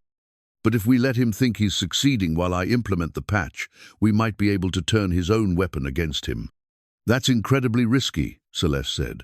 If your patch doesn't work exactly right, then we'll all die in this storm, Joe finished grimly. But if we do nothing, we'll definitely die. At least this way we have a chance. Joe began working with the focused intensity of someone whose family's life depended on perfect execution. The yacht's computer systems were sophisticated but not impenetrable. He designed his modifications to work within existing frameworks, which meant he understood their vulnerabilities as well as their strengths. The software patch he was creating was essentially a bypass system that would reroute critical functions around Webb's sabotage device. If it worked, the yacht would appear to suffer the catastrophic failures Webb expected while actually maintaining enough functionality to survive the storm. If it failed, they would face the real catastrophic failures that Webb intended. Dad, Ellie whispered urgently, he's coming back up. Joe saved his work and closed the laptop just as Webb emerged from below deck, his expression carrying the satisfied confidence of someone who believed he held all the cards. The storm had intensified during the past hour, with waves now reaching 15 feet and wind gusts that made standing on deck dangerous, even with safety lines. Well, Mr. Carter, have you reached a decision? Webb asked, his voice pitched to carry over the wind. I'm afraid time is running rather short. I need to know something first. Joe said, meeting Webb's gaze with steady determination. Who's paying you to do this? Which company considers my modifications enough of a threat to justify murder? Webb's smile was genuinely amused. Oh, my dear man, you still don't understand the scope of what you've stumbled into. This isn't about one company or one market, it's about maintaining the proper order of innovation. You represent a very dangerous precedent. What precedent? The precedent that ordinary people with practical experience might be more valuable than credentialed experts with theoretical knowledge. If word gets out that a dock worker can solve problems that stump teams of PhD engineers, it undermines the entire structure of modern technological development. Webb gestured toward the yacht's sophisticated systems, his tone taking on the quality of a lecture. The marine technology industry represents billions of dollars in research, investment, patent portfolios, and consulting contracts. That investment is predicated on the assumption that innovation comes from properly funded, professionally managed development programs. People like you threaten that assumption. Joe felt a chill that had nothing to do with the storm as he realized the full scope of what they were facing. This wasn't just corporate sabotage, it was an assault on the very idea that innovation could come from unexpected sources. Webb represented forces that viewed Joe's success as an existential threat to their control over technological progress. So you're willing to kill us to protect an industry's business model? Celeste asked, her voice carrying both fury and disbelief. "I'm willing to prevent a dangerous precedent from destabilizing carefully constructed market relationships," Webb corrected. "Mr. Carter's modifications work, I'll grant you that. But allowing them to succeed would send entirely the wrong message about where innovation should come from." "And what message is that?" Ellie asked, her young voice cutting through the adult conversation with characteristic directness. Webb looked at her with the kind of indulgent condescension that adults often showed precocious children. "That formal education and professional credentials aren't necessary for technological innovation. That anyone can solve complex problems if they just think about them hard enough. It's a charming notion, but terribly naive." "Why is it naive?" Ellie pressed, her scientific curiosity overriding her fear. "If someone solves a problem, doesn't that prove they understood it well enough to find the solution? Understanding and credentials are different things, child. The world needs structure, hierarchy, and proper channels for innovation. Otherwise, we'd have every amateur tinkerer claiming to revolutionize established industries." Joe listened to this exchange with growing understanding of what they were really fighting. Webb didn't just want to destroy Joe's modification. She wanted to destroy the very idea that ordinary people could contribute to extraordinary solutions. It was a battle between two completely different philosophies of how human knowledge and capability should be organized. "Time's up, Mr. Carter," Webb announced, glancing at an expensive watch. "I need your decision now." Joe looked at Celeste, then at Ellie, then at the storm raging around them. His software patch was as ready as he could make it in the available time, but he wouldn't know if it worked until Webb activated his sabotage device. Everything depended on perfect timing and a level of technical understanding that went beyond what any manual or training program could provide. "I've made my decision," Joe said, his voice carrying the quiet authority of someone who had chosen his ground and was prepared to defend it. "I won't renounce my work, I won't disappear quietly, and I won't let you threaten my daughter." Webb's expression shifted from confident superiority to cold calculation. "I was hoping you'd be more reasonable, but I suppose some people have to learn lessons the hard way." He reached into his jacket and produced the remote control device, its small screen glowing ominously in the storm's darkness. "This will disable your yacht's propulsion, navigation, and emergency systems simultaneously. In seas like these, you'll have perhaps 20 minutes before the hull breaks apart." "Unless?" Joe asked, though he already knew there was no unless. Webb had moved beyond negotiation to implementation. "Unless nothing.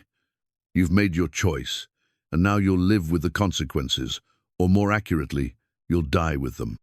Webb's finger moved toward the activation button, and Joe felt time slow to a crystalline clarity that he remembered from his most dangerous moments in naval service. Everything depended on the next few seconds. She's software patch, his understanding of the yacht's systems, and his ability to turn Webb's own sabotage into a weapon against its creator. "Ellie, Celeste," Joe said quietly, "hold on to something solid and trust me." Webb pressed the button, and the yacht's world changed instantly. Lights flickered throughout the vessel as the sabotage device activated, sending disruptive signals through every major system. The wave energy collectors stuttered and went offline. The stabilization system began fighting itself in chaotic oscillations, and the navigation displays filled with error messages and system failures. But Joe's patch was already working, silently rerouting critical functions around the sabotage while allowing non-essential systems to fail spectacularly. To Webb, it would appear that his device was working exactly as intended. The yacht was dying, a slow, technological death in the middle of a storm that would ensure no survivors. "Magnificent," Webb said, watching the cascade of system failures with professional satisfaction. "Your little engineering miracle is coming apart like tissue paper in a hurricane. Perhaps next time you'll remember that some problems are too complex for amateur solutions." What Webb didn't notice, because he was focused on the visible failures, was that the yacht's essential functions were still operating through backup pathways that his sabotage couldn't detect. The propulsion system appeared to be offline, but Joe had rerouted power through the wave energy collector's emergency circuits. The navigation system showed total failure, but critical sensors were still feeding data through maintenance channels that Webb's device ignored. Most importantly, the yacht's communication systems appeared completely dead, while actually maintaining an encrypted emergency channel that Joe had activated when he implemented his patch. Help was already on the way, though it would take time to reach them through the storm. "You killed us," Celeste said, her voice carrying exactly the right mixture of despair and accusation. "You actually killed us to protect your client's profits." "I protected the proper order of technological development," Webb corrected, apparently oblivious to the moral horror of his actions. "Unfortunate casualties are sometimes necessary to prevent larger disruptions." Joe watched the man who had just tried to murder his family and felt a cold satisfaction as his plan moved into its final phase. Webb thought he had won, but he was about to learn that underestimating practical intelligence was a mistake that carried its own consequences. The yacht shuddered as another massive wave struck her hull, but she rode through it with the resilience that Joe's modifications had built into her systems. To Webb, it looked like the beginning of structural failure. To Joe, it was proof that his engineering was strong enough to survive both the storm and the sabotage. "Hold on," Joe said quietly to Celeste and Ellie. "This is about to get interesting." Outside, the storm raged with increasing fury, but inside the yacht, a different kind of storm was about to break. Webb had made the mistake of bringing corporate warfare to a fight with a man who had nothing left to lose and everything to protect. The reckoning was about to begin. The yacht's apparent death throes reached their crescendo 20 minutes after Webb activated his sabotage device. Lights flickered wildly throughout the vessel, alarm klaxons wailed their electronic warnings, and the main display screens showed a cascade of system failures that painted a picture of imminent catastrophic breakdown. To anyone watching, it appeared that the sophisticated yacht was succumbing to the storm's fury exactly as Webb had intended. "The hull integrity is compromised," Webb announced with professional satisfaction as he monitored the yacht's apparent disintegration through his own diagnostic equipment. "You have perhaps 10 minutes before the wave action tears this vessel apart completely." But Joe was watching different indicators' subtle readings that his modifications had built into the yacht's hidden pathways. While the primary systems showed total failure, the backup circuits were functioning perfectly, maintaining just enough power and control to keep them alive while appearing completely dead to Webb's sabotage device. Ellie caught Joe's eye and nodded almost imperceptibly. She'd been watching Webb's equipment and had noticed what he'd missed. Several of his monitoring systems were showing data that didn't match what was actually happening.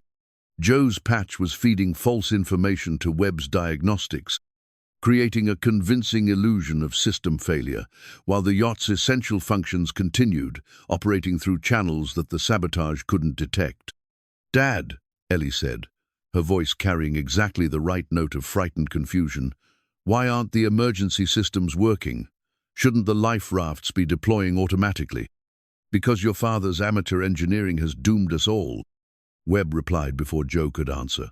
"Professional marine systems include multiple redundancies and fail-safes. Amateur modifications eliminate those protections in favor of elegance and efficiency." Joe felt a surge of anger at Webb's casual dismissal of his work, but he forced himself to maintain the appearance of defeat while positioning himself for what came next. Webb's confidence was his weakness. He was so certain of his sabotage's effectiveness that he wasn't monitoring the yacht's actual condition, only the false readings that Joe's patch was feeding to his equipment. "The storm's getting worse," Celeste said, her voice shaking with what sounded like despair, but was actually carefully controlled excitement. "We're going to die out here because of your corporate games."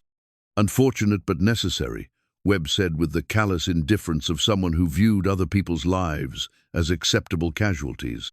"The marine technology industry represents billions in investment and thousands of jobs. Protecting that industry from destabilizing influences is worth a few individual sacrifices." What Webb didn't notice, because he was focused on his equipment and his own sense of professional triumph, was that the yacht's motion through the water had changed subtly over the past several minutes. Instead of the chaotic wallowing that should have accompanied total system failure, she was beginning to move with purpose, again not the smooth grace of her original performance, but the determined progress of a vessel under deliberate control. Joe's backup systems were coming online, exactly as he'd designed them to, routing around Webb's sabotage through pathways that appeared to be maintenance circuits, but were actually sophisticated control networks. The wave energy collectors looked dead, but were secretly feeding power to essential systems. The stabilizers appeared offline, but were actually maintaining just enough control to keep the yacht stable in the heavy seas. "Mr. Webb," Joe said quietly, "there's something you should know about amateur engineering." "Oh?" Webb didn't look up from his monitoring equipment, apparently fascinated by the data showing the yacht's systematic destruction. "Please, enlighten me about the superiority of practical experience over professional training. Amateur engineers don't just solve the problems they're given," Joe said, moving closer to Webb with careful casualness. "They solve the problems they think they might encounter in the future." Something in Joe's tone finally penetrated Webb's professional satisfaction. He looked up from his equipment to find Joe standing much closer than he'd been moments before, his expression carrying a confidence that seemed completely at odds with their apparently desperate situation. "What do you mean?" Webb asked, his hand moving instinctively toward the remote control that he believed gave him complete power over their situation. "I mean that when I modified this yacht's systems, I didn't just make them work better under normal conditions." Joe explained, his voice carrying the quiet authority of someone who truly understood what he was talking about. "I made them resilient against exactly the kind of sabotage you've just attempted." Webb's eyes widened as the implications sank in. "That's impossible. My device disrupted every major system on this vessel. I monitored the failures personally." "You monitored the failures I wanted you to see," Joe corrected.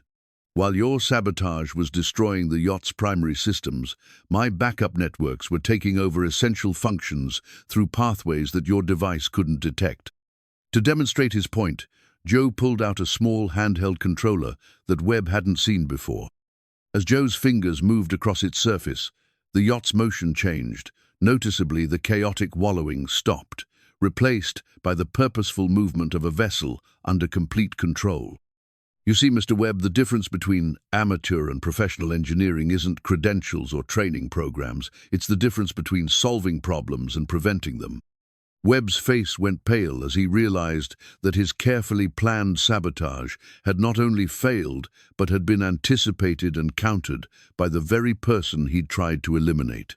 "This is impossible. No one could have predicted—" "Actually, it was fairly obvious," Ellie interrupted, her young voice cutting through Webb's protests with scientific precision. "Once we realized that someone might try to sabotage our work, Dad just designed backup systems that looked like maintenance circuits, but were actually complete control networks. The beauty of it," Joe added, "is that your sabotage device worked exactly as designed. It destroyed every system it was supposed to destroy. It just didn't destroy the systems you didn't know existed." Webb's hand moved toward his jacket, where Joe assumed he kept additional equipment or possibly a weapon. But Joe was ready for that possibility. His years of naval service had taught him to anticipate violence when desperate people realized their plans had failed. "I wouldn't," Joe said quietly, his voice carrying the unmistakable authority of someone who had faced dangerous men before. "Celeste, would you mind calling the Coast Guard and letting them know we have the situation under control?" Celeste produced a satellite communicator that appeared to be working perfectly, despite the apparent communication failures that Webb's sabotage was supposed to have caused. "Coast Guard, this is Yacht Harmony requesting immediate assistance with a criminal matter. We have an individual aboard who has attempted sabotage and made threats against passengers. We need law enforcement intercept as soon as weather permits." The response came through clearly, confirming that Coast Guard vessels were already en route and would reach them within the hour. Webb's face registered shock as he realized that not only had his sabotage failed, but his victims had been in communication with authorities throughout his attempted crime. "You've been talking to them this whole time?" Webb asked, his professional composure finally cracking under the weight of his situation. "Professional maritime engineers always maintain emergency communications," Joe said with gentle irony. "It's one of those basic safety principles they teach in amateur engineering school." As the full scope of his failure became clear, Webb's expression shifted from shocked disbelief to something approaching panic. He'd committed serious federal crimes in the belief that there would be no witnesses to testify against him. Now he faced not just failure but prosecution for attempted murder on the high seas. "This isn't over," Webb said, his voice carrying the desperate threat of someone who'd lost everything. "You have no idea what forces you're opposing. This yacht, your modifications, your entire approach it threatens billions of dollars in established industry investment."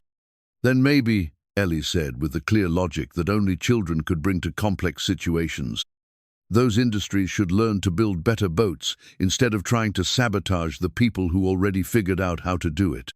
The yacht rode through another massive swell with the effortless grace that proved Joe's modifications were working exactly as intended, storm and sabotage notwithstanding.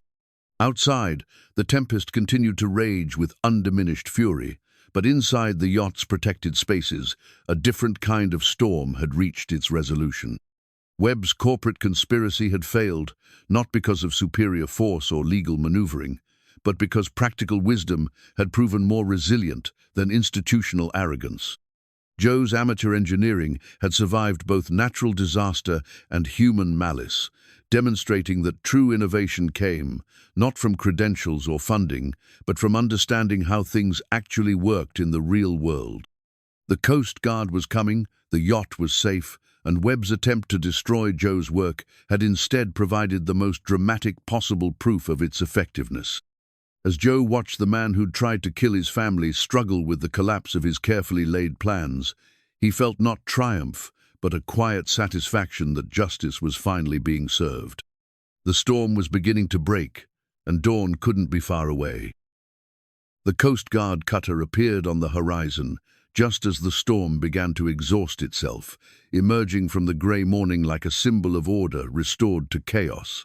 Joe watched through the yacht's observation windows as the military vessel approached with purposeful efficiency, its crew clearly experienced in handling situations that required both maritime expertise and law enforcement authority. "Yacht Harmony, this is Coast Guard cutter Steadfast." The radio crackled with official authority. "We're prepared to take custody of your passenger and provide escort back to port. Please prepare for boarding operations."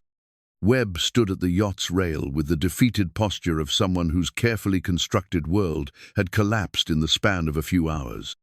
His expensive equipment lay secured but useless, his corporate authority reduced to nothing by the simple fact that his sabotage had failed so completely. Joe almost felt sorry for him, but not quite. "Mr. Webb," Joe said as they waited for the Coast Guard boarding party, "there's something I want you to understand before they take you away." Webb turned toward him with eyes that held the hollow look of someone who'd bet everything on a single plan and lost. "What's that, Mr. Carter?" "You were right about one thing. My modifications do represent a threat to established industry practices, but not because they're amateur or unprofessional, because they work better than what the professionals have been doing." Joe gestured toward the yacht's systems, which were now operating openly rather than through hidden backup networks. "The difference isn't credentials or funding or corporate backing. It's the difference between trying to control natural forces and learning to work with them." "Your approach threatens billions in investment," Webb began, but Joe interrupted him with a shake of his head. "My approach threatens billions in wasted investment. There's a difference. The companies you represent have been throwing money at problems instead of understanding them. When someone comes along who actually understands the problems, it makes all that wasted money look foolish." The Coast Guard boarding party arrived with the crisp efficiency of professionals who'd handled hundreds of similar situations. Two officers in tactical gear secured Webb, while a third began documenting the evidence of sabotage and attempted murder. Joe was struck by how quickly the complex corporate conspiracy was reduced to simple criminal charges that would be handled by straightforward legal processes. Dr. Webb, you're under arrest for attempted sabotage of a vessel in navigable waters, conspiracy to commit murder, and violation of federal maritime safety regulations, the lead officer announced as he placed Webb in restraints. You have the right to remain silent. As the familiar words of the Miranda warning echoed across the yacht's deck, Joe felt a strange mixture of relief and sadness. Relief that the immediate danger was over, sadness that it had come to this at all. Webb was a brilliant man whose talents could have contributed to real innovation if he hadn't been corrupted by the institutional arrogance that valued control over competence. Mr. Carter, the Coast Guard officer approached Joe after securing Webb. We'll need detailed statements from all of you, but that can wait until we're back in port. Are there any immediate medical concerns or safety issues we should address? We're all fine, Joe replied, glancing at Ellie and Celeste to confirm their condition. The yacht systems are operating normally, and we're ready to head home whenever you are. The return journey to Newport Bay took 6 hours, with the Coast Guard cutter providing escort, while Joe piloted the yacht through gradually calming seas. The storm had passed completely, leaving behind the kind of crystalline air and perfect visibility that made the ocean look like a vast blue mirror, reflecting infinite possibilities. "Dad," Ellie said as they watched the familiar coastline grow larger on the horizon.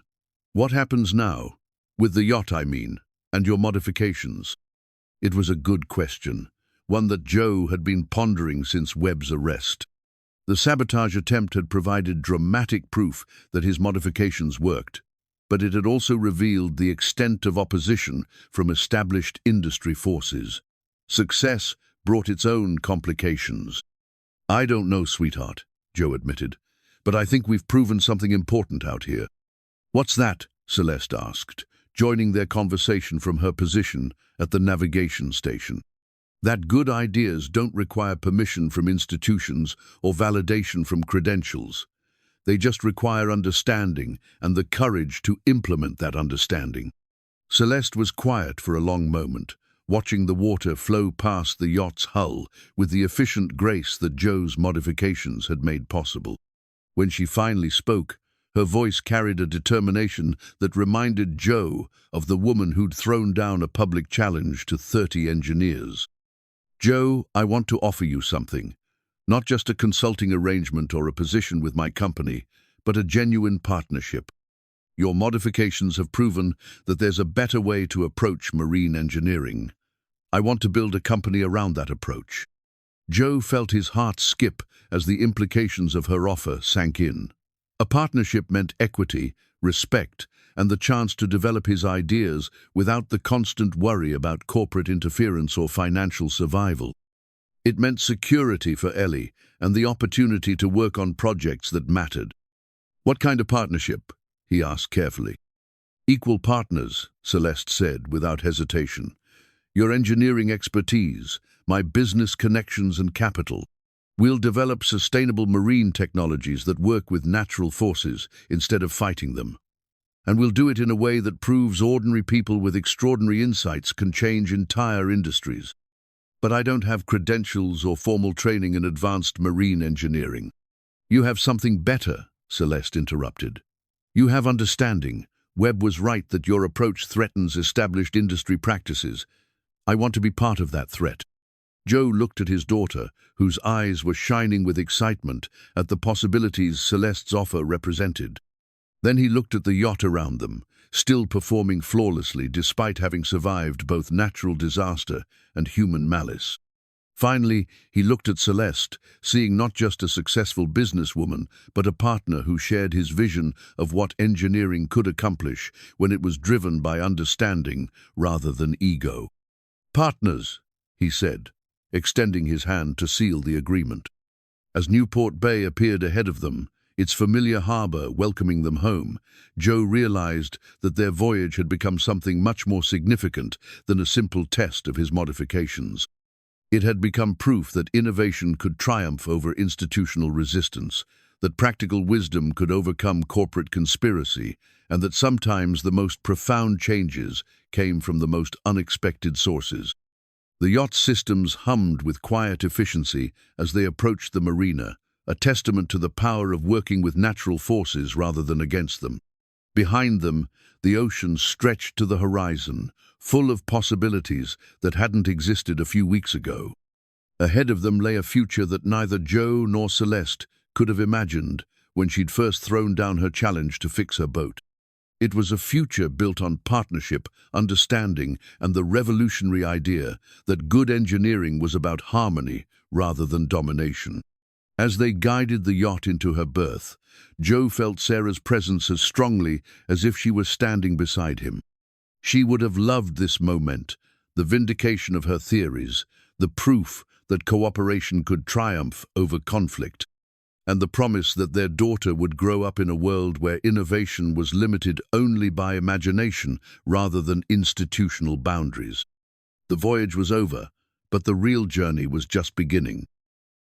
6 months later, Joe stood in the engineering workshop that had once seemed impossible, a gleaming facility overlooking Newport Bay, where Carter Beaumont Marine Technologies was revolutionizing sustainable ocean transportation.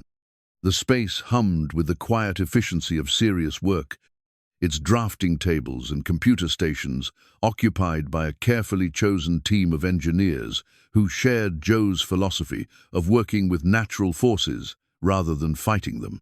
"Dad, the new prototype is ready for testing," Ellie announced as she entered the workshop, her notebook filled with the detailed observations that had become her specialty. At 11, she was already recognized as the company's youngest consultant, her insights into harmonic resonance earning respect from engineers with decades of experience. Joe looked up from the technical drawings he'd been reviewing, plans for a new class of cargo vessels that would use his wave energy principles to reduce fuel consumption by 60% while actually improving performance. Rough seas. The shipping industry's initial skepticism had given way to serious interest as word spread about the yacht's remarkable capabilities. "How are the efficiency numbers looking?" Joe asked, following Ellie toward the testing basin where a scale model of their latest design moved through simulated ocean conditions. "Better than we projected," Ellie replied with the calm professionalism she'd developed over months of working alongside world-class engineers. "The new hull configuration is generating 20% more energy than the original yacht design while maintaining superior stability." Joe watched the model perform its graceful dance with artificial waves, each movement confirming that his principles scaled successfully from experimental modifications to commercial applications. The technology that had started as a desperate attempt to solve one woman's problem was becoming the foundation for an entirely new approach to marine transportation. "Joe, you need to see this." Celeste's voice carried across the workshop from her office overlooking the harbor. "The Department of Energy just approved our grant application for the commercial shipping demonstration project." Joe made his way to Celeste's office, where she stood behind a desk covered with contracts, patent applications, and correspondence from shipping companies around the world. The transformation from frustrated yacht owner to successful entrepreneur had been remarkable to witness. Celeste had thrown herself into building their company with the same determined energy she'd once applied to yacht racing. $12 million, Celeste said, holding up the official notification. "Plus matching funds from 3 major shipping lines that want to test our technology on actual cargo routes. Joe, we're about to prove that your modifications can work on vessels carrying thousands of tons of freight across oceans." The news was both thrilling and daunting. Success with the yacht had been personally satisfying, but relatively small in scope. Success with commercial shipping would affect global trade patterns, environmental impact, and the lives of millions of people whose livelihoods depended on ocean transportation. "Any word from Webb's trial?" Joe asked, settling into the chair across from Celeste's desk. "Convicted on all counts," Celeste replied with satisfaction. 20 years for attempted murder, plus additional sentences for sabotage and conspiracy charges. The investigation also exposed the network of companies that hired him. Apparently our little yacht repair threatened a lot more corporate interests than we realized. Joe nodded, feeling a complex mixture of vindication and sadness. Webb's conviction had sent a clear message that corporate violence against innovation wouldn't be tolerated, but it hadn't eliminated the institutional resistance to new approaches. Success in business required not just good ideas, but the ability to navigate the complex web of established interests that viewed change as threat rather than opportunity. The irony, Celeste continued, is that Webb's sabotage attempt became the best possible advertisement for our technology. Video footage of the yacht surviving a major storm despite deliberate sabotage convinced more potential clients than any amount of technical documentation could have. Through the office windows, Joe could see the original yacht moored at the company's private dock, now serving as both test platform and symbol of what was possible when innovation met determination. The vessel looked the same as the day he'd first examined her broken systems, but her influence had spread far beyond her original purpose. "There's something else," Celeste said, her tone shifting to something more personal. "The partnership agreement expires next month, and I wanted to discuss renewal terms." Joe felt a familiar flutter of uncertainty. Their business partnership had evolved into something deeper over the months of working together, but they'd both been careful to maintain professional boundaries while building the company. The question of what happened next personally as well as professionally had been an unspoken presence in their relationship. "What kind of renewal terms?" Joe asked carefully. Celeste smiled, reaching into her desk drawer to produce a document that looked different from their usual business contracts. "Well, I was thinking we might consider a more permanent arrangement. Something that involves shared assets, joint decision-making, and a commitment to long-term collaboration." Joe's heart skipped as he realized what she was suggesting. "Celeste." "Joe Carter," she interrupted, standing and moving around the desk to face him directly. "You've taught me that the most important partnerships are built on mutual respect, shared values, and the willingness to take risks together. I can't imagine building this company or this life with anyone else." The proposal was characteristically direct, practical, and emotionally honest. Joe looked at this remarkable woman who'd challenged him to solve an impossible problem, and then stood beside him as they built something neither of them could have achieved alone. She represented partnership in its truest sense, no just business collaboration, but the joining of complementary strengths to create something greater than the sum of its parts.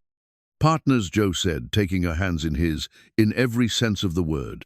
Their kiss was interrupted by Ellie's delighted cheer from the doorway, where she stood with a tablet displaying test results and a smile that could have powered their wave energy collectors. "Does this mean we're all going to be family?" she asked with the directness that had helped solve their original engineering problem. "I think it does," Celeste said, kneeling to embrace Ellie with the natural affection that had developed over months of shared adventures and discoveries. "How do you feel about having a stepmother who's obsessed with sustainable marine technology?" "I think Mum would approve," Ellie said seriously. "She always said that the best partnerships were between people who made each other better than they could be alone." As afternoon faded into evening, the three of them stood on the yacht's deck, watching the sunset paint Newport Bay in shades of gold and crimson. Around them, the harbor bustled with the familiar rhythm of boats and people pursuing their various dreams and necessities. But from their vantage point, the view looked different than it had 6 months ago, full of possibilities that hadn't existed before Joe accepted Celeste's impossible challenge. "What's next?" Ellie asked, her question directed at both her father and her soon-to-be stepmother. "College for you," Joe said, ruffling his daughter's hair with paternal pride. "The best marine engineering program we can find, with enough financial backing to let you focus on learning instead of worrying about costs." "A wedding," Celeste added with a smile that made Joe's heart race. "Something simple but meaningful, maybe right here on the yacht where we figured out that we worked well together." "And then?" Ellie pressed, her scientific curiosity demanding complete data. Joe looked at the harbor spread before them, at the boats that represented both tradition and innovation, at the ocean that had shaped his entire life and career. "Then we change the world," he said simply, "one boat at a time, one problem at a time, one impossible challenge at a time." The yacht rocked gently in her berth, her systems humming with the quiet efficiency that had proven that extraordinary solutions could come from the most ordinary sources. In the workshop behind them, engineers were developing technologies that would make ocean transportation cleaner, more efficient, and more harmonious with the natural forces that had shaped the planet for millions of years. But more than technological success, Joe had found something he'd thought lost forever, a family united by love, curiosity, and the shared belief that understanding was more powerful than credentials, that cooperation was more effective than competition, and that sometimes the most profound innovations emerged from the simplest insights. As stars began to appear in the darkening sky, Joe Carter, former dock worker, naval engineer, and now partner in one of the most promising marine technology companies in the world, realized that Sarah had been right about more than just engineering principles.